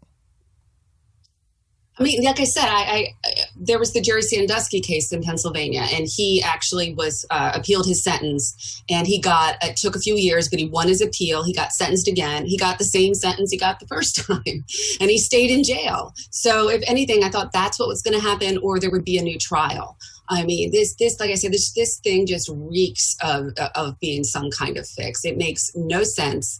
I was joking, but I'm actually half serious that maybe the justices are the fans of the Cosby Show, because you can watch the oral arguments. It's on YouTube. You can see for yourself. They were openly contemptuous of the prosecution when they were asking them questions on the appeal. So I don't know, their attitudes were just astonishing to watch. It's like they're old school. They're all older, and that generation definitely has a hard time understanding sexual assault victim behavior. But it was really shocking, and that there are no consequences for Castor making a deal that was, if he made it, in fact, illegal. He broke the law and made this deal. But I know it's convoluted, but I truly don't believe there was a deal. I think they came up with that 10 years later when the case exploded again. Nicki, I was watching a bunch of interviews with some of the victims, and they were pleading for more women to come out if they have a story, if they have similar stories to what they had with Bill Cosby. And I'm wondering here, if more women do come out, is it possible that Bill could go back to jail? Right, if they're within the statute of limitations. Right. I mean, there are 6+ known victims now. I actually think the total's in the hundreds. So maybe this will prompt some of them to come forward. A possibility I raise in my book is that it's also very possible that someone could have died after being drugged by him. Some of these women, you don't know what kind of, what other drugs they've taken. Like if they have some medication they're on, it could have interacted. They could be allergic. Some of these women drove after he drugged them. They're not sure how they even got home. Becky Cooper, one of them, woke up in her bed 2 days later, does not remember her drive home, and her roommates found her passed out in her car in front of their house. So, and I got contacted by some people with some suspicious there, but so, I could see some victims coming forward, but again, it's a tough thing to do because everything you've ever done in your life gets scrutinized. It's the only violent crime where you have to prove you're this perfect person to be believed. But as I wrote in my book, Andrea Constand was that perfect person. She had no skeletons in her closet in 2005. She was 31. So the media, Cosby's people made up lies about her, leaked it to the media, and the media ran with it. I mean, it is just a very, very difficult thing to do what she did in the first place. And that's another reason I think women don't come forward. She is the authority on this issue. As I said, she's been reporting it across a decade and a half. If on the other side, though, Nicki, someone says, you mentioned the fix is in on this, I don't believe that there was a deal. If someone makes the argument on the other side, but then why was Cosby so honest when they're saying he made that deal just to avoid taking the fifth? They made the deal in order to keep him from pleading the fifth in the civil trial. What's the argument on the other side of that? Because he was reluctant witness, but he was not a quiet or dishonest one. First of all, First of all, Cosby it was a contentious deposition, as was testified to in 2016. He stormed out at one point and they had to stop the deposition. They had to file motions to compel with the judge to get him to answer questions. From my understanding is he almost seemed to be enjoying himself at this deposition when he was talking about what he did to all of these women. Did he think somehow, he's always been able to control law enforcement. So yes, did he think that he was safe because he hadn't been charged and no one was going to come after him again? Probably. But that, first of all, that's not a promise that Castor had the power to make. There's no written record of it. There's no proof of it. And how can you make a promise like that says to future prosecutors, you can't do this either? In Pennsylvania, you're supposed to have these immunity agreements written and signed off on by a judge. So I think only Bill Cosby knows why he was so forthcoming in that deposition. But, Bruce Castor also made it clear pretty much from day one he wasn't going to charge Cosby. So he, whatever was going on with the two of them, I could see Cosby thinking he had some kind of control over Castor. And in fact, Castor all of a sudden ran for his old job as DA back in 2015 after this case exploded again. Do you have a theory when you say whatever is going on between them? Is there a theory that's legitimate there?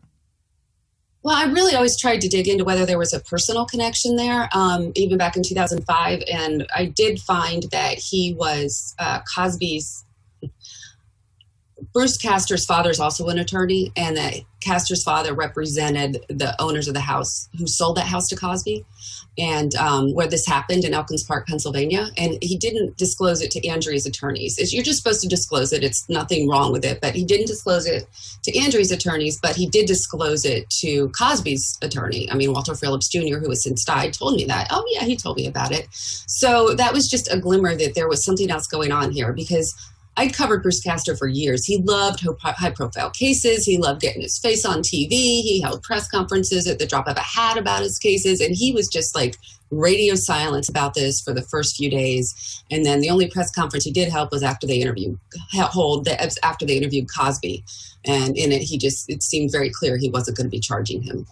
You said this is a promise Castor doesn't have the power to make, but it seems like he did. It seems not that he made the promise, but he certainly had the power to enforce even a promise that he didn't make. I'm saying under the law he didn't. The law is very clear. It says that, and the trial judge questioned Castor about this. Castor testified for 7 hours on this issue in February 2016, and he was just honestly perplexed. He's like, Bruce, you know how immunity agreements work. It has to be signed off on by a judge. You write up something on a piece of paper and you put a case number and you throw it in a drawer. You didn't do that. And then Castor just started saying, I'm the sovereign, and as the sovereign of Montgomery County, I can do this. So his own first assistant, Risa Furman, he claimed he told her about this immunity agreement, and she told Andrea's attorneys. Risa did not have any recollection of this. She's the DA who reopened the case in 2015. Andrea's attorneys testified that wasn't true. So that's all I'm saying. I'm just saying, he didn't, under the law, have the authority to do it. But that's why I'm saying this Supreme Court decision makes no sense. I'm not exactly someone who's naive about journalism, but what you said about trading up to get the story is something that surprised me there. Trading up journalistically to make sure you get exclusives with Cosby, that's not something I've heard very often. I never heard it either until 2005. It's more rampant in the national TV media than anything. And I was doing a bunch of TV shows, national TV shows at the time, and the bookers were telling me Cosby's people were putting pressure on them not to have me on. And that's when I heard the phrase trading up. And those videos are on my website. You can see them. You'll see how I'm getting ripped apart by like Dan Abrams and the guests on his show and Greta Van Susteren's show. So, yeah, it was really shocking to me and very disillusioning, because I worked for a newspaper that never backed down to anybody. And I've said to this day, I am convinced that there's no other news organization in the country that would have let me cover this case the way the Daily News did in 2005. There's so many people were scared of him or wanted to befriend him or were scared of his power or scared of whatever. And the Daily News was just a paper that was never scared of anyone. There are rewards and fulfillment in being the one who writes about this stuff, and heartbreak and awful. Has it been terrible for you, though? Because I imagine that there's been a good amount of blame the messenger, given Cosby's iconic status, especially before some of this stuff became obviously true. Right. Obviously, yeah. In 2005, I mean, his attorney was calling every day, Marty Singer, threatening to sue my newspaper and sending threatening letters. Castor was threatening to have me arrested for my stories. There was a negative story about me in the Philadelphia Weekly that I think they had something to do with. So, yeah, it's never been a case that I've been covered in glory with, but that's not why I pursued it. I pursued it because I believed that the truth was of these cases. I believed these women. And I was a Cosby fan when this all started in 2005. I grew up watching Fat Albert and the Cosby Kids on Saturday mornings. I loved the Cosby Show. I mean, my initial reaction was, not the cause. But your job as a journalist is to put your personal feelings aside and try to find out the truth. And, the more I found out about Andrea Constand, the more credible I found it. But again, I kept my coverage down the line. I tried to. Until I wrote the book, I never put my personal feelings in there. And the book was hard for me to write because all of a sudden I had to dig inside myself and try to figure out how I was feeling because I purposefully shut that down to do my job. But it was not never an easy story to cover at People Anywhere. I actually got laid off right after the first case went to the jury. So it's never been something that I've been covered in glory in, and that's fine. I felt like something like this was going to happen again. He's always been able to get away with things because he has a host of enablers. And I just really thought it was going to happen again. And there you go. It has. What sense does it make that Castor himself was threatening you? I was writing about that Andrea's lawyer, they had tapes that proved Andrea was telling the truth. And these proofs were phone calls with Andrea's mother, with Cosby, and they later became evidence in both trials. And Castor kept claiming that these were illegal wiretaps. And so what he was telling people is that because if I listened to these or even wrote about these, that I could be arrested for it because they were illegal wiretaps. So that's the type of thing that was going on. And then I found out many years later, because Andrea Constand sued him for defamation and won, and there were some court documents in it. And in those documents, and I managed to get this in the book, his own first assistant, Risa, had researched the issue back in 2005 and told him, no, these are not illegal wiretaps. These are legal. We can use these. But he still insisted on calling them illegal wiretaps in his press release, announcing he wasn't going to charge Cosby. Nicki, have you been at any point during this, reporting on this for 16 years, in more total disbelief than yesterday? No. I mean, I will say when I got the news that this Andrea's case had been reopened in 2015, I was completely shocked. I thought maybe one of the cases would come to be charged in. I didn't see that happening. I was totally blown away that Andrea's case, came back and was resurrected. So that was a big shocking moment. I was shocked when he actually got sentenced to prison. I didn't see that happening. I thought once again, he's going to get house arrest or some kind of preferential treatment because of who he is. But this was really outrageous because I can tell you that the average normal poor defendant with a public defender does not get this type of decision where bars the prosecution from trying him again, orders his immediate release. So, yeah, I was pretty blown away yesterday. And also more so on the issue that they ruled on. I could have seen it being on the issue of the other women who testified. This just seemed like not a credible issue to me at all, this whole immunity agreement. And I use quote unquote on that. On the list of things that the audience might be most likely to find galling on all of your reporting over the years, you would say, what does the list look like? Because you just you threw out there the trading up story, which is just an incredible journalistic breach, and it was something that hit me in the face. What would you assess as the things in your reporting that the audience would find that are most resemble injustice here, given that we're talking about maybe the worst serial rapist in the history of this country? There's just so much. I mean, I really feel like something else happened here that we don't know about. I mean, Andrew White, his publicist, was he just seemed very confident all along that the state Supreme Court was going to rule in their favor. I also think the fact that Cosby's usual MO after something like this is to make jokes about drugging a woman's drink at one of his first public appearances. So I think, he, like I said, he did that in 2005. I wrote about it back then. He did it in 2015. So that's what I think is going to happen. And, that he's out there now proclaiming that he's innocent. This proves he's innocent. This is not an exoneration. This is a technicality he was released on. But I think there's going to be a lot to be outraged about in the coming months as his book and documentary and his tour, start up and come out. His tour? His publicist said he's going to be doing a tour. So in 2017, after the mistrial, his publicist said he was going to do this. It was called the sexual assault tour. He was going to tour the country and talk to men about how not to become arrested like him. And there was such an outcry that they decided not to do it. And I was joking yesterday, I'm like, I bet he's going to do that sexual assault tour now. And sure enough, there's Andrew White, his spokesman, telling the New York Post that, yep, Cosby's going to do a tour and that he also has a book and a documentary coming out. Felicia Rashad, his wife on the Cosby Show, took a bit of a strange victory lap as a dean at Howard University yesterday. It was among a bunch of strange things. I really don't understand the supporters on something, again, as we've mentioned a couple of times. Yesterday was not a day of innocence. Yesterday was loophole day. Yesterday was, if you're believing what she's saying, backdoor deal fix day. It was a miscarriage of justice. What is Felicia Rashad doing? If you read Whitaker's book about him, he actually, made her career when he cast her in the Cosby Show. I think a lot of these women have complete blinders on. I don't know how you don't believe so many women who don't know each other, though. I truly don't. And I thought it was shocking, and I'm glad there was some backlash. I'm curious to see if this tour he's going to do, if there's some backlash from that. This may actually give a shot of a life into the Me Too movement because it's struggling a little at the moment.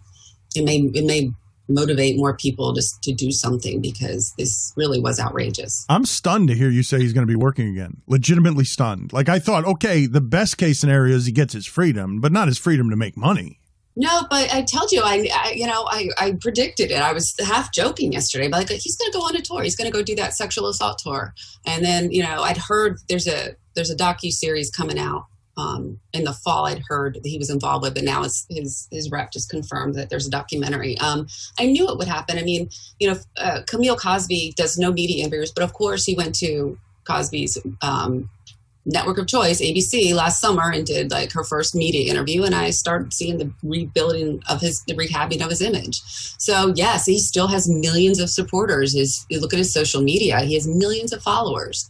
But so it remains to be seen what kind of reception he gets, but just nothing can surprise me anymore. And I know I said this 3 times already, but watch, he's going to make a joke about drugging women's drinks at one of these first appearances, if they in fact happen.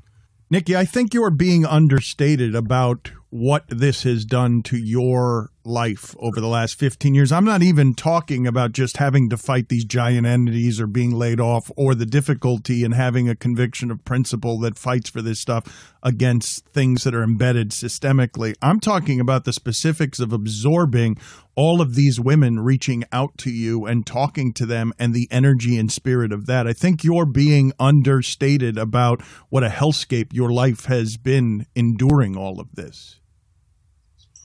Well, my heart goes out to them because I did interview in the podcast. We interviewed 16 survivors. Their story, he ruined so many lives. Some of the women have been able to go on and have relationships and children. Some he destroyed their lives. Sunny Wells was a 17-year-old virgin when he drugged and raped her in 1965. Her mother was an agent, and that's how she knew Cosby, so she felt safe with him.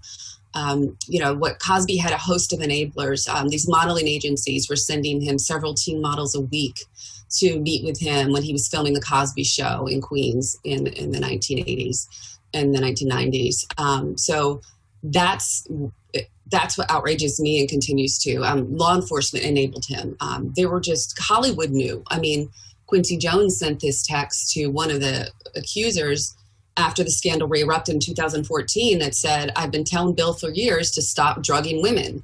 I mean, then Joe Rogan and I think Bill Maher were talking about how long they'd known on it, like last year this time, about how long they'd known about Cosby doing this to women. So that's what outrages me. And I think that drug-facilitated sexual assaults are a particularly heinous crime. In my view, they are premeditated rape. And they take away a person's ability to fight, their memory. By the time, if they go to the police or go to a hospital, the drug's usually out of their system by the time they wake up. And if you accuse someone like Bill Cosby, who's going to believe you? Because he carefully chose his victims. He chose victims there was a power differential. He didn't choose like a Felicia Rashad or anyone who might be believed if they got. They were these young, aspiring models that he sought out to mentor. And then, he groomed them, he groomed their parents, and then they got them in an environment he controlled, and he drugged and sexually assaulted them. Shaylon Lasha was a high school senior and was a homecoming. I think she was number 1 in her class, and she was a homecoming. He destroyed her life. She's still trying to pick up the pieces from it. Her life went on this downward spiral after he did that to her, and she'd known him for 2 years. He'd come over to her house, and her grandmother had cooked food for him. He gave out Jell-O pudding pops to the kids in the neighborhood. And so when he asked her to come to the Las Vegas Hilton for this modeling thing, she went. And she was feeling a little sick. And he gave her what she thought was a cold pill. And it's the last thing, she remembers. Is the reporting on this something that you could speak to the psychology of what Bill Cosby was doing here? Yes. I mean, I think, it was actually put in one of the court documents that he's a somnophiliac, likes to have sex with unconscious people. And at his sentencing, where he was designated a sexually violent predator, that's basically the diagnosis they came up with. But I think with Bill Cosby, everything is about control. For whatever reason, he has to be in control. He even said in the book that Mark Whitaker wrote, that he only had 2 sips he didn't drink because he only had 2 sips of a beer in his teens. And he didn't like the way it made him lose control. So he stopped. Now, obviously, there are other women who say they've seen him drink alcohol, so I don't, it's hard to believe what's true and what's not with Cosby, but I think everything is about control. Support her work. It's excellent work. It's important work, not just Chasing Cosby, The Downfall of America's Dad, but she's also got a book out published this year, Victim F, From Crime Victims to Suspects to Survivors. Nicki, thank you so much for the time, and thank you so much for the depth of your caring and reporting about this issue. Thanks for having me on. This is the Dan Le Batard Show with the Stugotz podcast.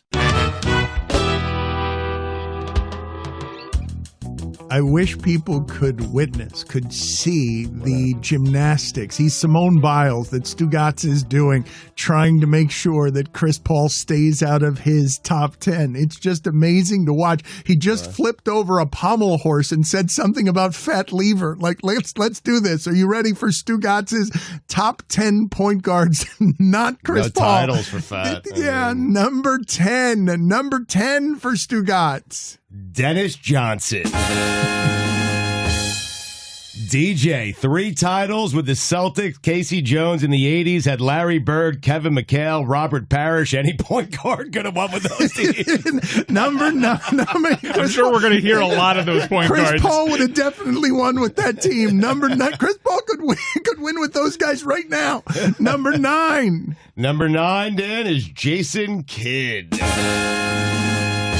Won a single title, now made it to a couple NBA finals while being the number 1 guy along with Kenyon Martin on the Nets, but he won a title a little bit past his prime, but he got a ring. I don't think you could be the number 1 guy along with someone else. It was 1A, 1B, No one argued that.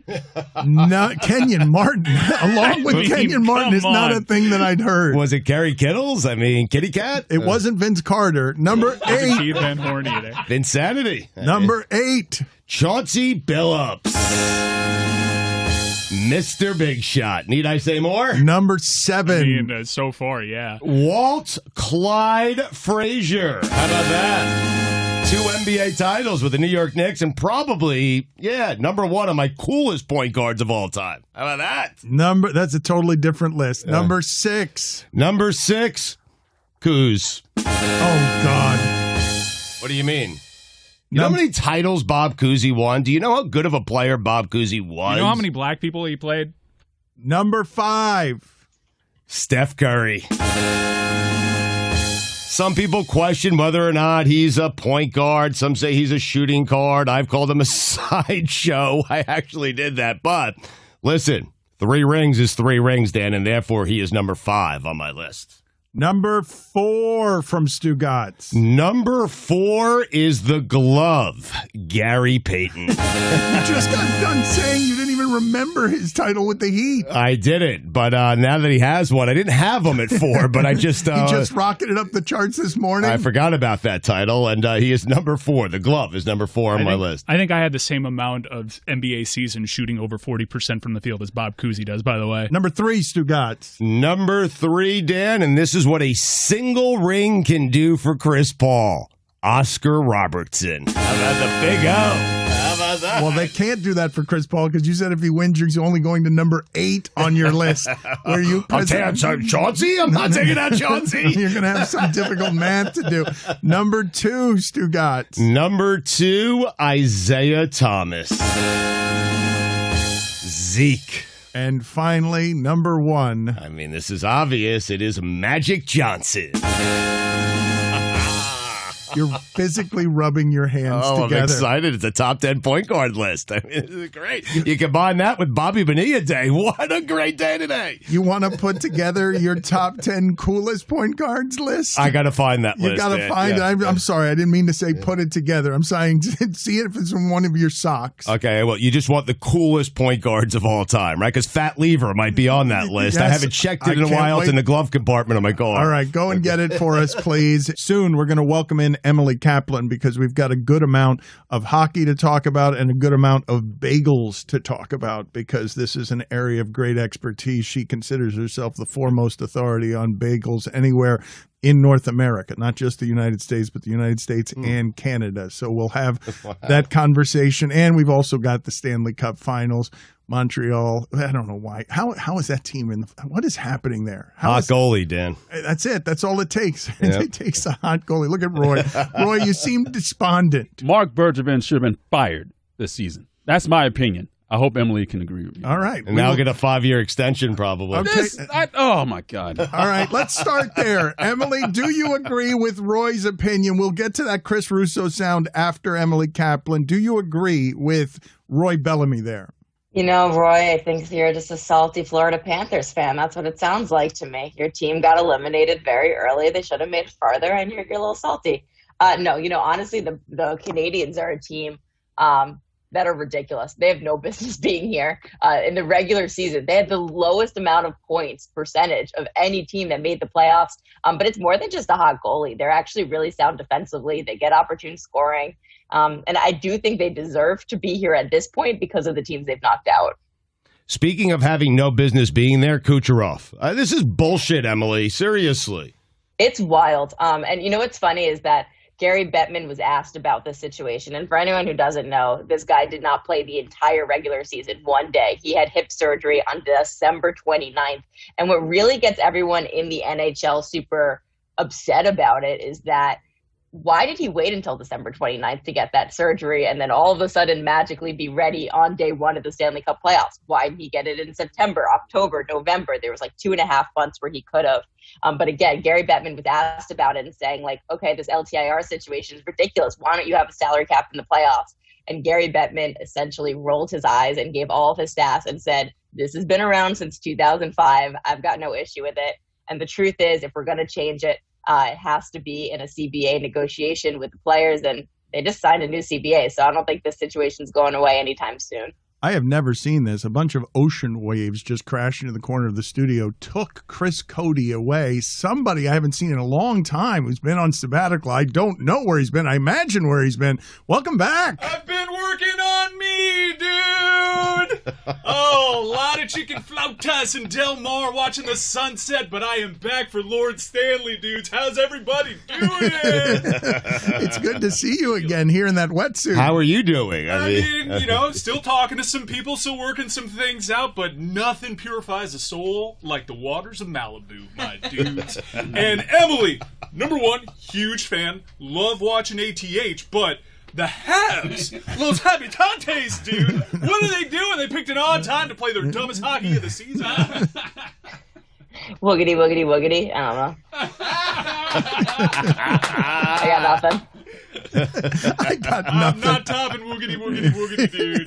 Do you have any bagel opinions back there far away from the mic? I saw this. Before you get to the Los Habitantes, I saw you're a bagel aficionado. Now, a lot of people maybe go dirty water bagel from New York. The only dirty water I like is the Bay of San Clemente, dude. How about a California bagel? Number one, it looks like a little Labrador puppy curled up in a nap, which is adorable. Put a little bean sprouts on that. I like to put a little avocado spread. California bagels, dudette. Hard pass. Hard pass. Wow. What? Wow. What? He said he just talked about bean sprouts on a bagel. Yeah, that's highly offensive to me. Hard pass. What are you, Aaron Ekblad at the red line, dude? Oh, man. No, I'm not.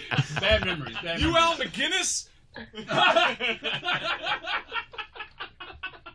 Emily, are you ready to give us your top 5 bagels off of the top of your head? I hope the top 5 bagel Al list. McGinnis was a defenseman for the St. Louis Blues that famously had a hard shot in the NHL skills competition. Hard pass. Thank you for explaining the joke. The hard joke pass really works in Manitoba. Number 5, Emily Kaplan, the 5th greatest of all the bagels. Get the fanfare ready. You're too far away from the microphone. Rowan's got it, dude. Number 5, Emily.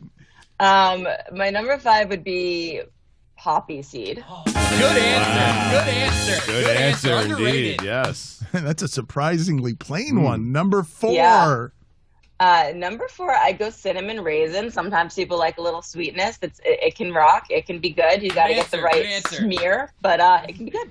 Family Feud all of a What's sudden. happening here? I mean, good answer. Number 3, Emily Kaplan. My number 3 bagel, sesame. Decent answer. Tepid applause. Number 2. I like a good garlic bagel. It's the morning. If you're starting it right, it doesn't matter who you're seeing in the next couple hours. Just munch on a garlic bagel. Your breath must be kicking more than the waves at La Jolla. Number 1, Emily Kaplan, the number 1 of all the bagels. Plain. It's obvious. Oh, good. Disgusting. Who said plain? No. Bad answer. It's everything. It's all of the things. It's an everything bagel, specifically with lox, cream cheese, onion, tomato, or bacon, egg, and cheese. Guillermo, put it on the poll, please. Is the everything bagel the best of all the bagels? I loved Chris Cody's bagel shame there. You just wandered away from the entire Zoom. I like a good plain every once in a while. Keep it simple, right, Emily? You know what? Plain would be my number 6. I'm sorry I rolled my eyes at you. Sometimes just the plain hits. Wow. Outside looking in. How about the egg bagel? I mean, the egg bagel's interesting. It's like the egg noodle for like a very specific occasion. Like, I don't know, when we have noodle kugel for Jewish holidays. So I'm not a huge egg bagel person, but to each their own. Before we get to Le Habs, your whole opinion on scooping out the bagel, like scooping it out the way Sandus Ozolinch would scoop in a pass into the neutral zone. Oh, come on, man. Again, a joke that would have worked really well in Manitoba in the mid-90s. I have some diet-conscious aunts who do that, and I always roll my eyes when they're doing it. My big thing with bagels, though, is I grew up in Jersey. Jersey and New York bagels are superior to anywhere else in the country because of the water. No offense, California. My God, your little water up there. And I live in Chicago, and again, sorry, Jess, I know you've got some Chicago ties, but they're just not good there. They're garbage. I refuse to eat it. My friends always try to get me to do it, and they're crap. I would not defend Chicago bagels. You're right. New York bagels are superior by far. It's the water. It's the cleanest water, surfer dude. It's not dirty. It's very clean water here. No arguments there. A little argument, though, for the Montreal bagel. Not very well known here because we're American-centric, a bit myopic if you ask me. Montreal bagel, though, a sleeper bagel. Bagel, eh? 100%. A little sweeter, a little denser. Yeah. Honestly, the only bagels that I'll eat in Chicago is a Montreal-style place. So good call there, surfer dude. You know your stuff. Back to Montreal, though. Again, full circle. Like a full moon. Man, did you guys see that moon the other night? What? My God. I found my energy. Either way, Montreal. Dude, what's going on? A lot of brain farts there, huh? Yeah, lots of brain farts in game one. But what was ridiculous is in game two, they came out and totally outplayed the Lightning. They had a plus 20 shot differential. They were really making life hard for them and a really tough road environment, especially because they're only going to get 3,500 fans when they go back to Canada. But Blake Coleman's diving goal in the second period, I think it just totally deflated them. It said 0.3 seconds on the Jumbotron. It's ridiculous if you haven't seen this goal. And now they're kind of scratching their heads because they're like, okay, game one, we didn't come out great. Game two, we totally outplayed them and couldn't beat them. How are we going to beat this team who's $18 million over the salary cap? I was going to ask you, what is the greatest injustice or unfairness on that front, Emily, that you've seen that rivals the entire Kucherov and the thing and the idea that this team is well over a salary cap? And that's a pretty big thing to have when the salary cap makes you win games in the margins. Yeah. I mean, the tough thing here is that, like, we're all rolling our eyes. And if you're not a hockey fan and you're listening to this, you're like, how the heck is this team doing it? The truth is they didn't break one rule. And the NHL said it investigated the situation or looked into it and didn't see anything wrong. But they literally went by the NHL rulebook. And I think maybe that's the biggest injustice, that this exists at all. A more serious story and a bit of a plague, Emily. I don't know that I've ever understood the way that hockey and youth sports specifically are just plagued by sexual assault stuff. And what is going on with the Chicago Blackhawks is totally appalling. I don't know that this story can get enough attention. What's happening there and why? It's extremely disturbing allegations. Basically, 10 years ago, we remember the Blackhawks were in the 2010 Stanley Cup, and apparently 2 players on the team were sexually assaulted, they say, by a video coach. His name was Brad Aldrich. And they told their coaches, an assistant coach, who then reported it and held a meeting with a bunch of brass, including the GM that's still there, Stan Bowman, the president, John McDonough, he's no longer there, Al McIsaac, he's another big guy in the front office. And apparently they did nothing. And they fired him. But this guy shows up, Brad Aldrich, to the Stanley Cup Day photos, and no one ever sees from him again. And what's worse, allegedly, is that the Blackhawks wrote him a letter of recommendation for his next job. And later on, he does sexually assault a 17-year-old in Michigan. And it's just so crazy to wrap your head around the idea that a team could willingly know this about this person, endorse him for another job, and enable him to do this again to someone else. So what happened and why is it in the news now? Well, the player finally got around to filing a lawsuit. Why 10 years later? Why anything? Why did he feel comfortable now? There's so many variety of reasons. Maybe he has a good therapist. Maybe he finally found peace with it. Who's to say? But the NHL has kind of deferred to the Blackhawks. They say they're launching an internal investigation. We'll see where it goes. I want to have all faith in the process and say they're going to do the right thing and totally investigate this and it will be completely independent. But I'm not sure that we're going to get all the results or answers that we want because that's what we've seen in the past when these situations do arise in sports. How does that happen, that kind of leadership breach? I don't know. I went to Penn State and I went there at a very interesting time. I've heard stories before of Joe Paterno, the president showing up at his house trying to fire him and Joe Paterno basically sending the president home. And then, you get the situation where he's in power because football is greater than everything else. And, maybe he's past his time. And maybe it gets to a situation with the Blackhawks or any team in this situation where winning and these guys' titles and the success that they have on the ice, maybe makes them look the other way on things behind the scenes that are uglier because it would distract from the bottom line. And truthfully, in 2010, if you were around the Blackhawks, this was a team that was in the darkness, wasn't getting a lot of revenue, and then all of a sudden boomed with popularity. And this might have been a stain on all of that. Any theories for why it seems that hockey has more of a problem with this than anywhere else in sports, maybe outside of gymnastics? There's something about hockey culture. Guys don't use the pronoun I. They say we or you. You never want to be larger than the team.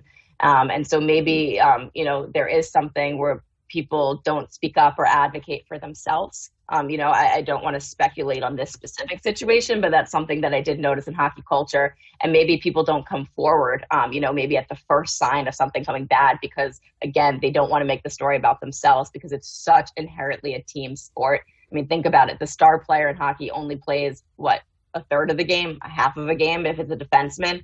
And then that would be wild. So that's just kind of hockey culture. And maybe that's one of the reasons that this happens in our sport, but I wouldn't say that's the only reason. Emily, thank you for tolerating our nonsense. I am a bit shocked that your bagel choices were as plain as they were. I thought You're disappointed, huh? No, I was just. There's only so many bagels, Dan. Dan, what do you want? What's your bagel? Well, you got to have something. You got to have something cheese with mayo, dude. Cheese related. Yes, mayo and Oreos.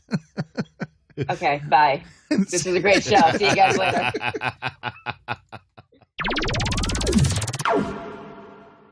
You like T-Pain, right, Billy?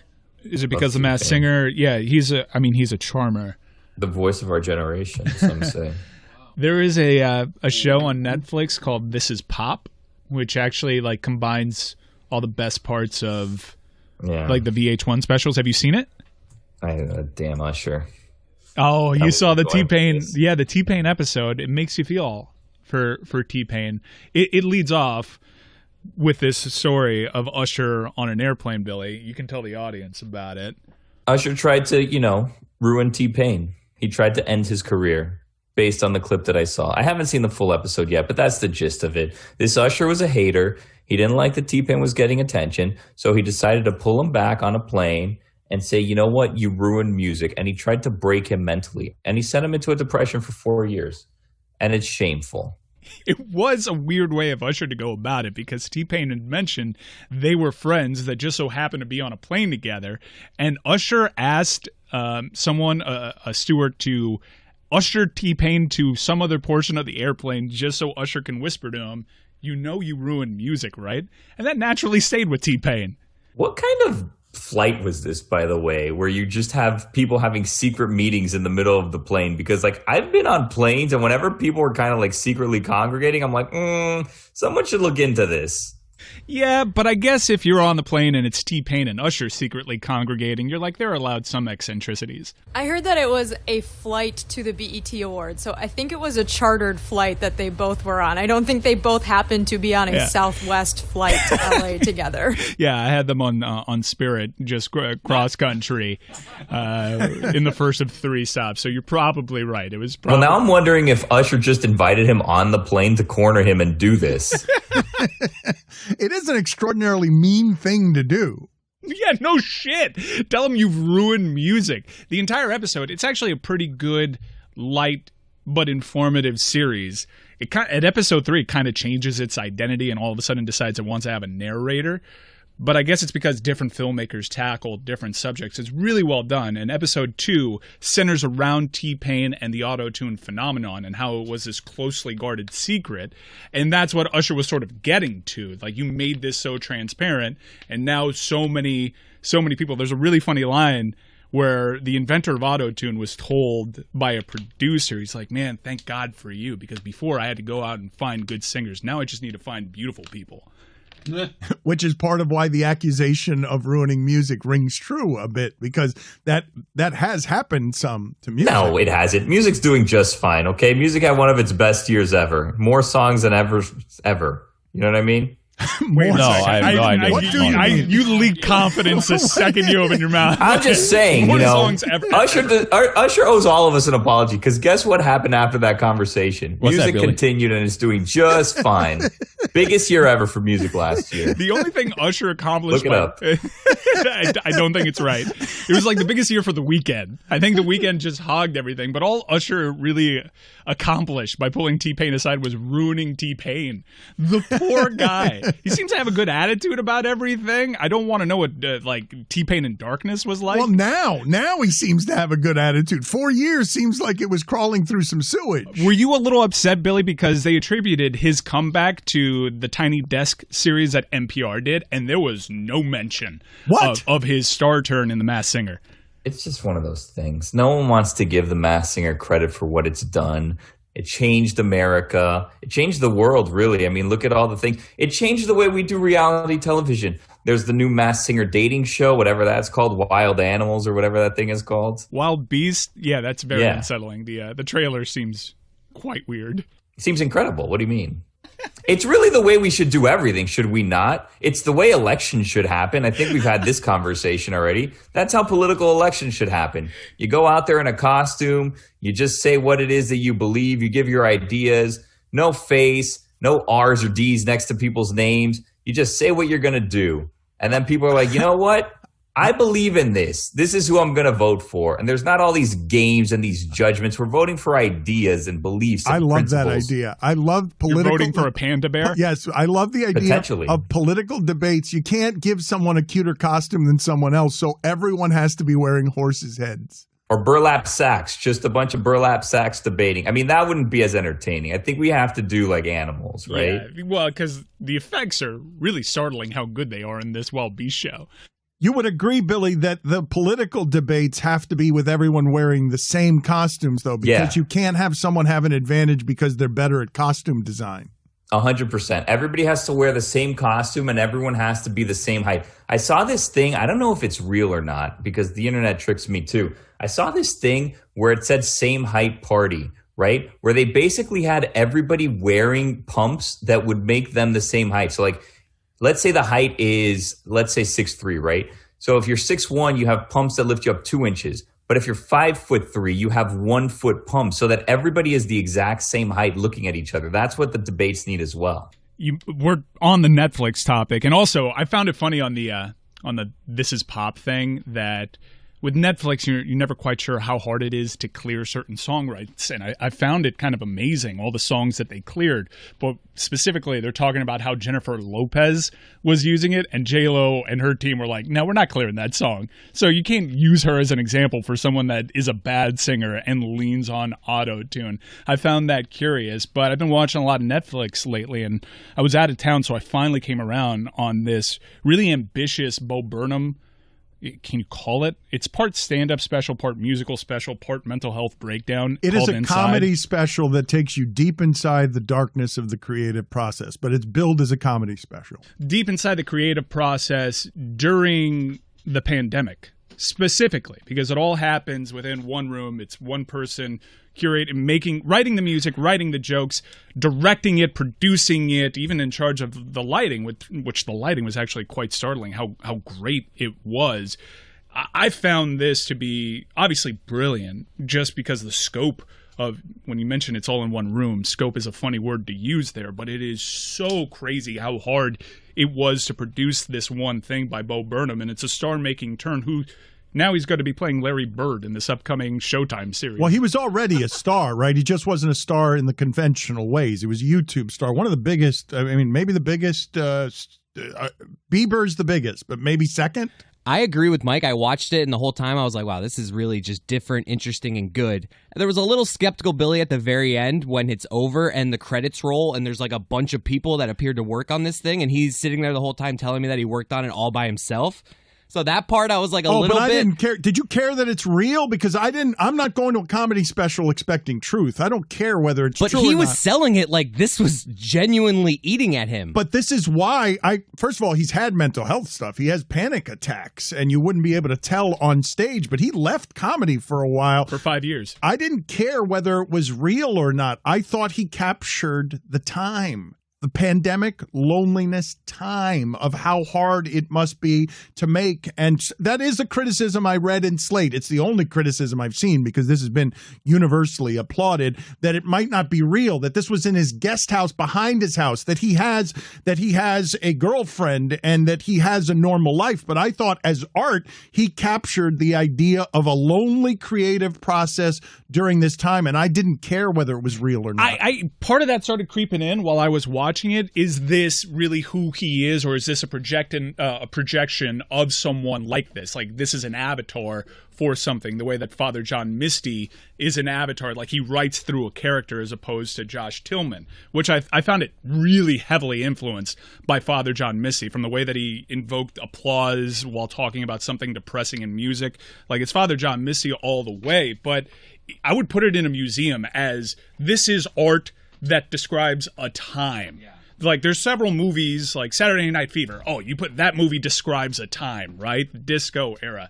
This perfectly encapsulates what it's like to make art during a pandemic. Yeah, and I think that it was an autobiographical musical, not a self-made documentary, right? So like the fact that it's not true doesn't matter because it's still about his experience being inside and trying to be creative at a time where nothing really seems funny. I think that was kind of the through line, and I think we probably can all relate to that as entertainers over the last year, trying to make jokes during this horrible time. Well, you're putting us in a pretty rarefied air here because this has been getting universal applause, and I do find interesting and would like to have the conversation about whether you need art to be real, because for me, the expectations are vastly different on a comedy show than they are on even a documentary where the truth can be distorted depending on who's telling the truth. But I'll feel betrayed if a documentary has things in it that are inauthentic.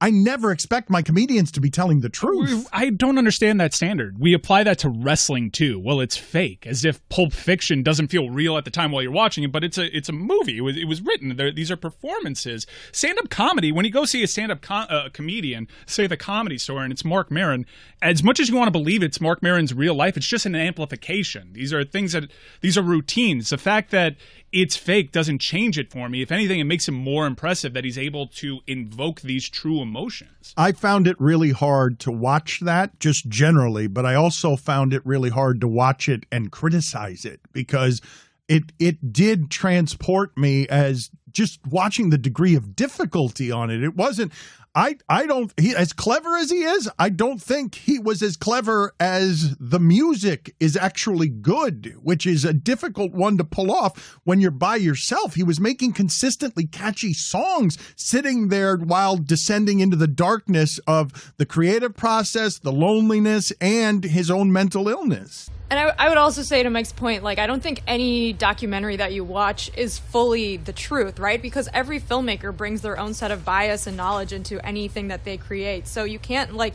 look at something and just be like, well, this is it. Like, everything in this is true. Everything that you consume has some type of slant or maybe not fully accurate thing in it. But I agree. Like, the music was great. I've been singing "My Stupid Friends Are Having Stupid Children" like every day for maybe 3 weeks. You're identifying with that 30 song a little bit too much. You're at 27. Too much. You're good. Stupid children. I would say musically, from a songwriting lyrical content, like the "Welcome to the Internet" song, amazing, is brilliant, amazing. From songwriting, and just the last song that he does, where he ties together almost all the pieces that he had during the entire Inside special. I wouldn't be surprised if the album itself gets some sort of award recognition because it's an ambitious piece of music making. Welcome to the Internet is the best song I thought in the entire thing, just because of the scope of the song, the lyrics, the message that it had, and the combination of catchiness. But I like the simplicity of just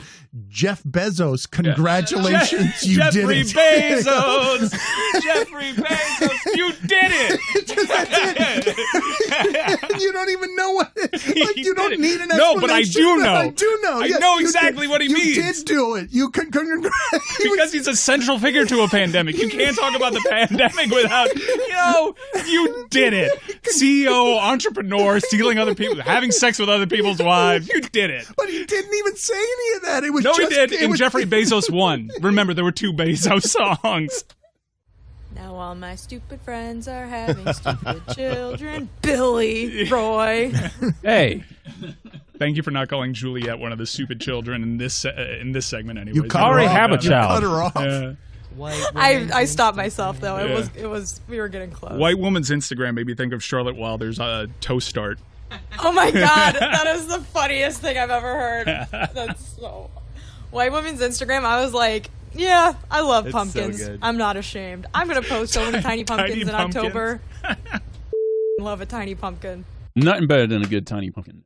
They're just so cute, Roy. Tiny pumpkins are so cute. Yeah, the little fake tiny pumpkin that we painted at arm. It was a stroke of genius to have him watching White Woman's Instagram after he had performed it, and just that, and then the unpaid intern, the bit with the unpaid intern where he's like, and now a reaction video to the unpaid intern thing. Where that was my favorite. Then he gets annoyed with it. He starts getting. It's like reading my mind and making the same observations, because at the exact same time I'm like, is this guy balding? He's like, am I balding? And he's just like, all right, stop it. I've got a couple of Netflix suggestions that will get Stugotz's attention. And put this on the poll, Guillermo, because I don't know which one you're more likely to watch. Will you watch Steven Soderbergh's heist movie that is coming out, or is it Soderbergh? Soderbergh. It is coming out today, I believe. Or will you watch this? Put this on the poll, Guillermo, please, at Le Batard Show. Heist movie or these hijackers planned for everything except the vampire who is secretly in the plane. Blood Red Sky. Oh, I'm there. I am there. I love when people plan for everything except the thing they didn't know it was coming. I love it. What is this movie about? A Rick Pitino recruiting trip? Did you know we were put this on the poll as well, Guillermo, at Le Batard Show? Did you know we were still making vampire movies? I didn't think they were going to be able to pull that off anymore. Didn't you think? When's the last one? I think that there was a funny one. There was a very funny one. Abraham Lincoln Vampire Hunter. Of course. I started watching that, which is to say I stopped watching that. Yes. 15 minutes. I gave it a good 15 minutes. I'm like, I'm just going to watch this because it was made. What was the best one? Vampire movie. Lost Boys? It had to be Lost Boys, Lost Boys right? was the coolest, certainly. Interview with the Vampire was pretty good. Yeah. Twilight was pretty big. It was massive. Yeah. Okay. Blade 2. Not so much Blade Trinity. No. Best vampire movie, hands down, What We Do in the Shadows. Yes, that's the one I was thinking of because it's rare to be able to pull that off and be funny and clever. The degree of difficulty on funny, clever vampire movie, that's a TV series, right? The one on FX? It started off as a movie, and then they spun it off into a TV show. And the TV show is also great. Like, I am stunned that it didn't flop because the movie had I had such high expectations for that TV show. But the movie, it can't be. The TV show, I haven't seen the TV show, but you're saying it's as good as the movie? Because the movie, I would argue that that's the best vampire anything I've ever seen. The TV show is different. Like, it's different actors, so I was initially like, okay, well, the Jermaine Clement isn't in it, and Taika Waititi isn't in it, so it can't be as funny. But then there's all these amazing cameos, and then there's a whole side character that they created, and then there's like this vampire that just sucks people's energy, and it's really, really good. So someone told me about this, Jess, and someone said Greg Cody is like one of the energy vampires that just sucks the life out of people by boring them. I think it was Zach Harper that made this observation. The 4 a.m. hour of freedom was just one big energy vampire sucking us all into sleep. Vampire in Brooklyn. How about that? You seem to be very pleased with yourself on this, Roy. Oh, it was a good movie. Billy is getting mad at Netflix because shows keep vanishing. I am assuming that's Netflix that you're complaining about, or is it just general streaming services, Billy? It's Peacock, if we're going to name names. Peacock. I got my eye on you. Start watching this show, Dan. We don't need to get into specifics. It's called Summer House. It's amazing. So I started watching Summer House, and by season 2 of Summer House, I feel like Jess can relate to this show because it's just a bunch of New Yorkers, and every weekend they go to the Hamptons, and then they go back home, and then they do their jobs, and they go back to the Hamptons or Montauk or whatever it's called, and then they go back to New York. It's a whole thing. Montauk. Yeah, whatever it's called. Rich Peoplesville is what it's called.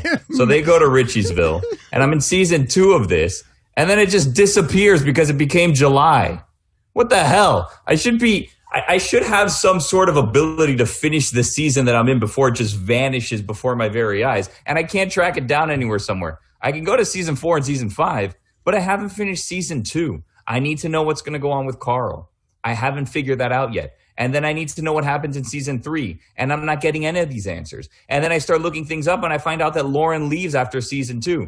And so does Steven. Where do they go? I don't know. Why did they leave? I don't know. And I'm not going to have these answers until they return somewhere, but it's not going to be Peacock. And Peacock, you'll be lucky if I return after you made these episodes disappear. Ooh, threat. But can't you just subscribe to Peacock? I do, but they took them off. They're not there anymore. They vanished. It's not on Peacock either. No, it's not. June to July, it just vanished. They took it off. It's gone. Oh, It's gone. And now I'm going to have to pay to watch it somewhere else. And I'm telling you right now, streaming services, I like Summer House. I'm not paying $1.99 per episode. So that's not going to happen. So someone needs to pick this up so that I can watch it for free. I actually like how they approach this. I wish someone was making the decision for me when Sons of Anarchy fell apart in the second to last season and just said, no, you've seen enough. It's all right. You enjoyed the ride, you're good. Right, yeah. It's not getting better. We're gonna stop you from suffering through this. It's like Nip Tuck. They should have done I went through eight final seasons of Nip Tuck. Eight too many. They should have done that. Can you imagine the outroar if they'd done that before the last episode of Game of Thrones? Oh, I wish they'd done that. Same thing for season 2 of Friday Night Lights. Let's just get that whole murder subplot out of here. The whole writer's strike thing did not work out for them. Let's just scrub that from the internet and forget that Tyra killed a man. Wow, spoiler alert. Jesus. Spoiler alert. Tyra actually didn't kill him. Landry did, but... Whoa! Hey! They were like kind of covered it up together, so they were both in on it. You mentioned Taika Waititi earlier. Did you see the hot water he got into?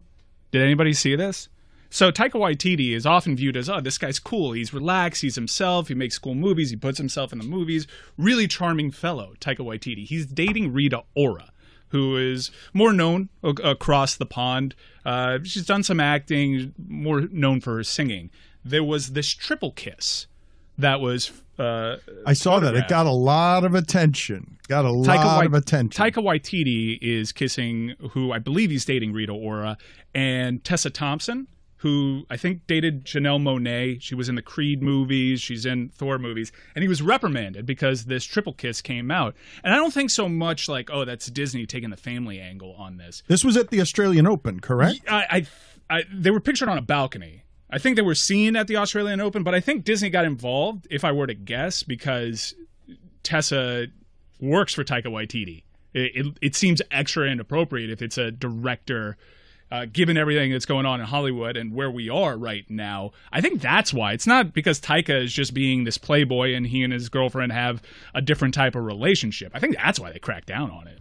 This isn't the first time that a director and an act. I'm not saying like it's appropriate, but like it's interesting that Hollywood and Disney now suddenly has a problem with this when it seems like it was consensual. They're both adults. Like, I don't really get it. Like, are we forgetting that Mia Farrow starred in all of Woody Allen's films for like 30 years? Like, this is not that uncommon, right? Well, you mentioned something here about Woody Allen that I wanted to take into a conversation about Bill Cosby, because if you're looking, Stugotz, at the timeline of everything that's happening with Bill Cosby, you have a story arc here unlike anything you will ever see, never mind in American entertainment. Just, we have never seen this story arc where you go from somebody who was in the U.S. Navy and then becomes famous through I Spy and the voice of Fat Albert and becomes Seinfeld before Seinfeld, is a stand-up comic who gets America's #1 television show. And when you mention Mia Farrow, Woody Allen was sort of trying to normalize some of this stuff in his movies, taking these edges that were unnecessary by making the love interest 16 and 17 years old. And I learned yesterday, I did not know this. I was shocked to learn this about America's Dad and the #1 TV show in America. Bill Cosby, in that show, in a different time in America, was a gynecologist working from home. That's a thing that's true. The #1 show in America had a gynecologist working from home. And then from there, you go to, you don't have a serial rapist like this anywhere. I'm watching this Patton Oswalt, and forgive me for not knowing his late wife's name, but thank you. She helped create basically a genre of entertainment that hasn't existed before, and you see it everywhere now. Murder is entertainment, where she becomes gripped and obsessed with solving the Golden State Killer crime, and the stuff around Cosby is as heinous, feels as heinous as some of that. So you go from America's Dad only being prosecuted because his respectability politics as a voice for Black America were so offensive to some people like Hannibal Buress that he found objectionable the idea. Tell me to pull my pants up when you've been pulling everyone's pants down? So he gets prosecuted through the work of a comedian, Hannibal Buress, because he was offending so many people with his respectability politics, castigating black people for their behavior, for their parenting, for their morals. And you go from that to a guy who, look at what it's just, the story arc is totally insane. And the idea, I did not know, Stugotz. I don't know if you expected Bill Cosby to ever work again. Never mind getting out of jail and living any of his life as a free man. Like everyone else, I expected him to die in prison. That's what I expected. But if Louis C.K. can't figure out a way to work again, I as shocked as I was by yesterday, like many of you, Bill Cosby working again? Profiting again with a book, with a documentary at 83 years old? That's totally insane. You don't think he should have the ability to earn any sort of income? Free, fine, house arrest? It's not even think.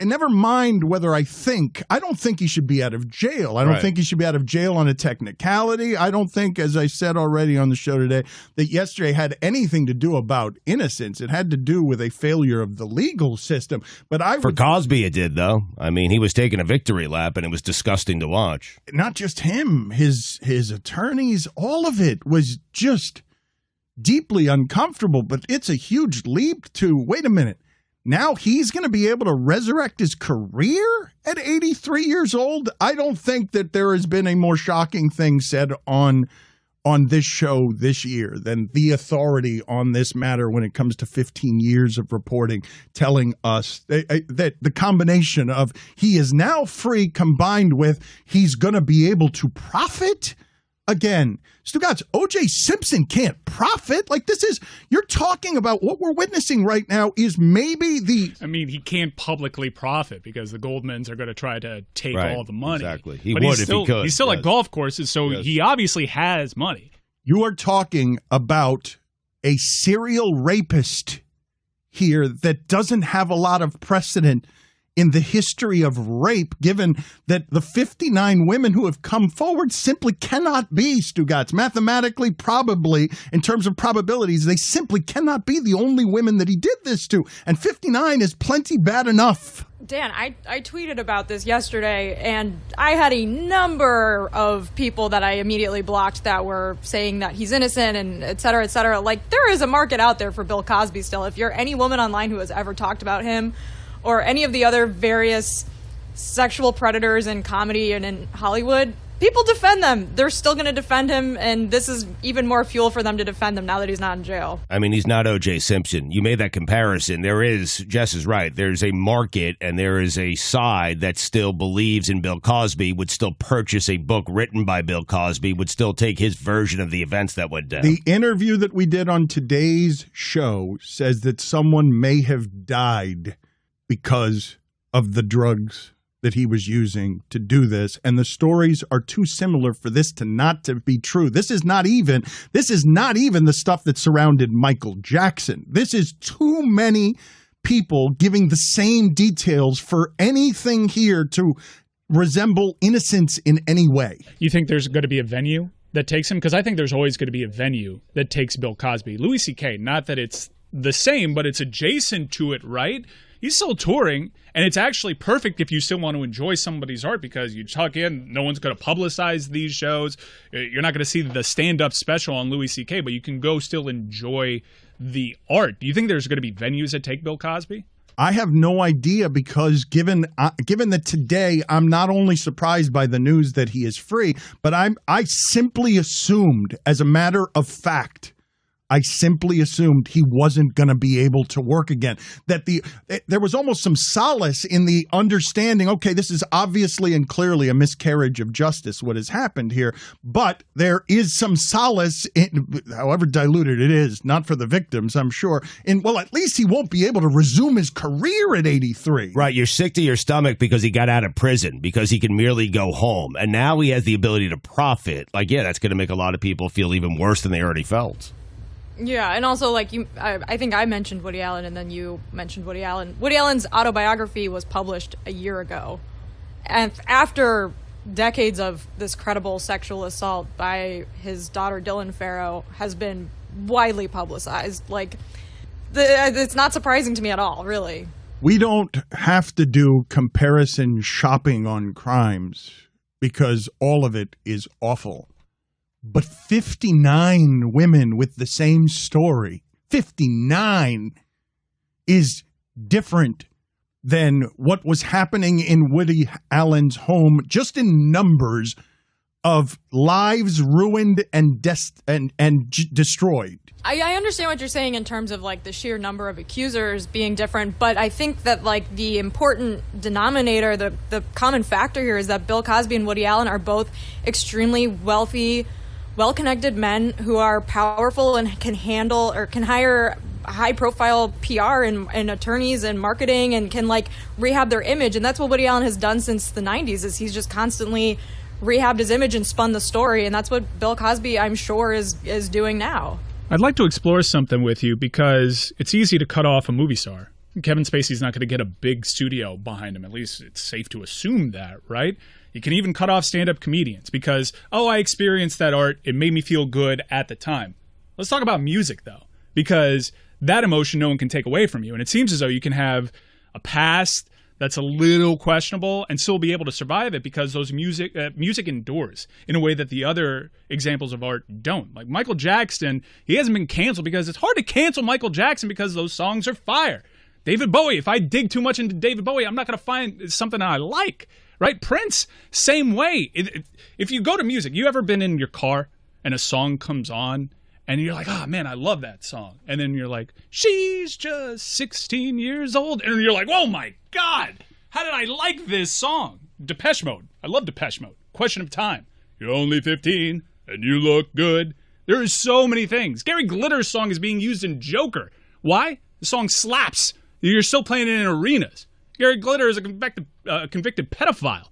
But you can escape it in music because that art is harder to avoid. You came in here today talking about how interesting you imagined the Tarantino interview on Joe Rogan was, while understanding that Joe Rogan was a safe space for a conversation that isn't going to get Tarantino questioned on some of the difficult stuff with Weinstein. And Tarantino's one of those directors, Stugotz, that if you read some of the stuff about him, you're going to wince and wonder, and it's almost better to it's certainly more comfortable, if not better, to just not think about those things so that you don't have the art soiled for you. Because R. Kelly is one thing. R. Kelly's greatness in music didn't make this as complicated. Michael Jackson, when you see, when Jessica's talking about Woody Allen, I think one of the things that happens there is Woody Allen's onslaught and media push was so strong, and he painted Mia Farrow so well as Scorned Woman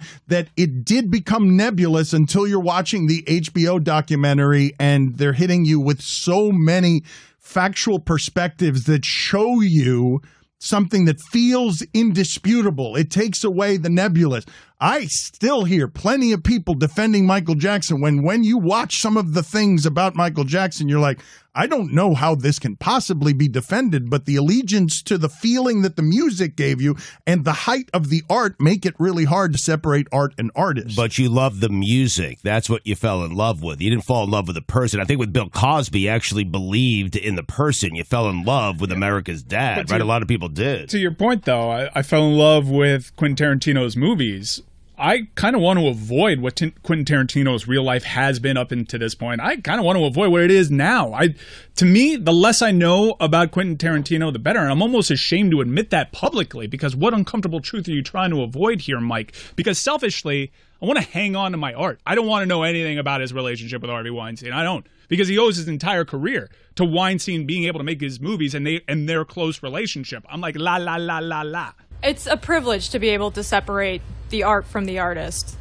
It's a privilege. Yeah, victims can't. Victims can't. And we're all a little selfish, because if you start peeling away the layers that, well, I'm not listening to R. Kelly again. If you do that with music in particular, you're bound to show your ass at some point because you have conflicts. This stuff in entertainment, especially with some of the older acts, it's almost unavoidable. If you have a nostalgic, emotional link to Bill Cosby, it is still difficult, Stugotz, to argue in the face of evidence that he's somehow being wronged. It's one of the things that I found so strange about the victory lap being taken around his freedom by his attorneys and Felicia Rashad. There is not an argument to be made, Stugotz. It's not he said, she said, when you can say she said 59 times, and then you can also say that she said is still some muffled in private, because it simply is not mathematically possible that every woman came forward here. And no matter what you're doing in terms of victim shaming on these women, saying that it's a money grab or famous, these women haven't become famous and I don't think want to become famous. You're obviously right on everything you're saying. I'm just trying to explain the attachment that you might have to a Bill Cosby that you would not have to a Michael Jackson, because you feel like you got to know Bill Cosby a little bit in a way that you never really knew Michael Jackson. You liked his music.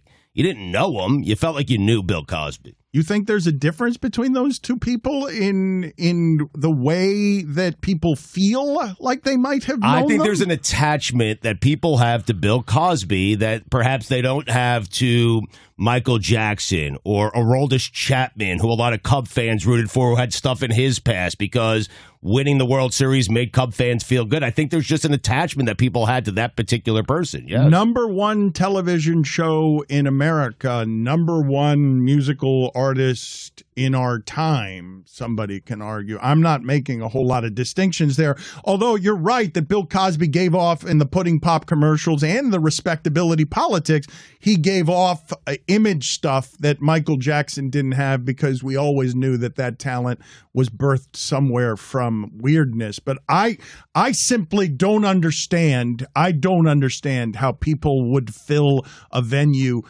for an 83-year-old comedian and somehow find themselves making the argument that in any way he's been wronged here. I don't see the angle from which it can be done. Dan, there are people who believe Trump is going to be president in a month. I mean, people make selfish decisions all the time to enjoy something that is destructive. We have drug addictions, right? Why wouldn't I go and still sing Rock and Roll Number 2 if it fires me up for something, because that's a personal choice? Am I ashamed of what Gary Glitter did? But I shouldn't have to explain what I feel in that moment. But now you do, and I think that's where disenfranchised white man has such a big audience right now. There's a big business booming there. Tens of thousands of sports fans will go to a game where the quarterback of the team that they like is a alleged sexual predator. Yeah, but there's a difference between alleged sexual predator and known sexual predator 59 times and maybe more. The sheer numbers of here matter to me in terms of who's going to fill an arena, because I will say this again and again, you're talking about a serial rapist here that doesn't have a lot of precedent in the history of rape. Yeah, it's like watching a Netflix documentary on this monster that was uncovered through a true crime podcast, and it just so happens to be America's dad. It's like one of the most infamous serial rapists in our country's history was Bill Cosby.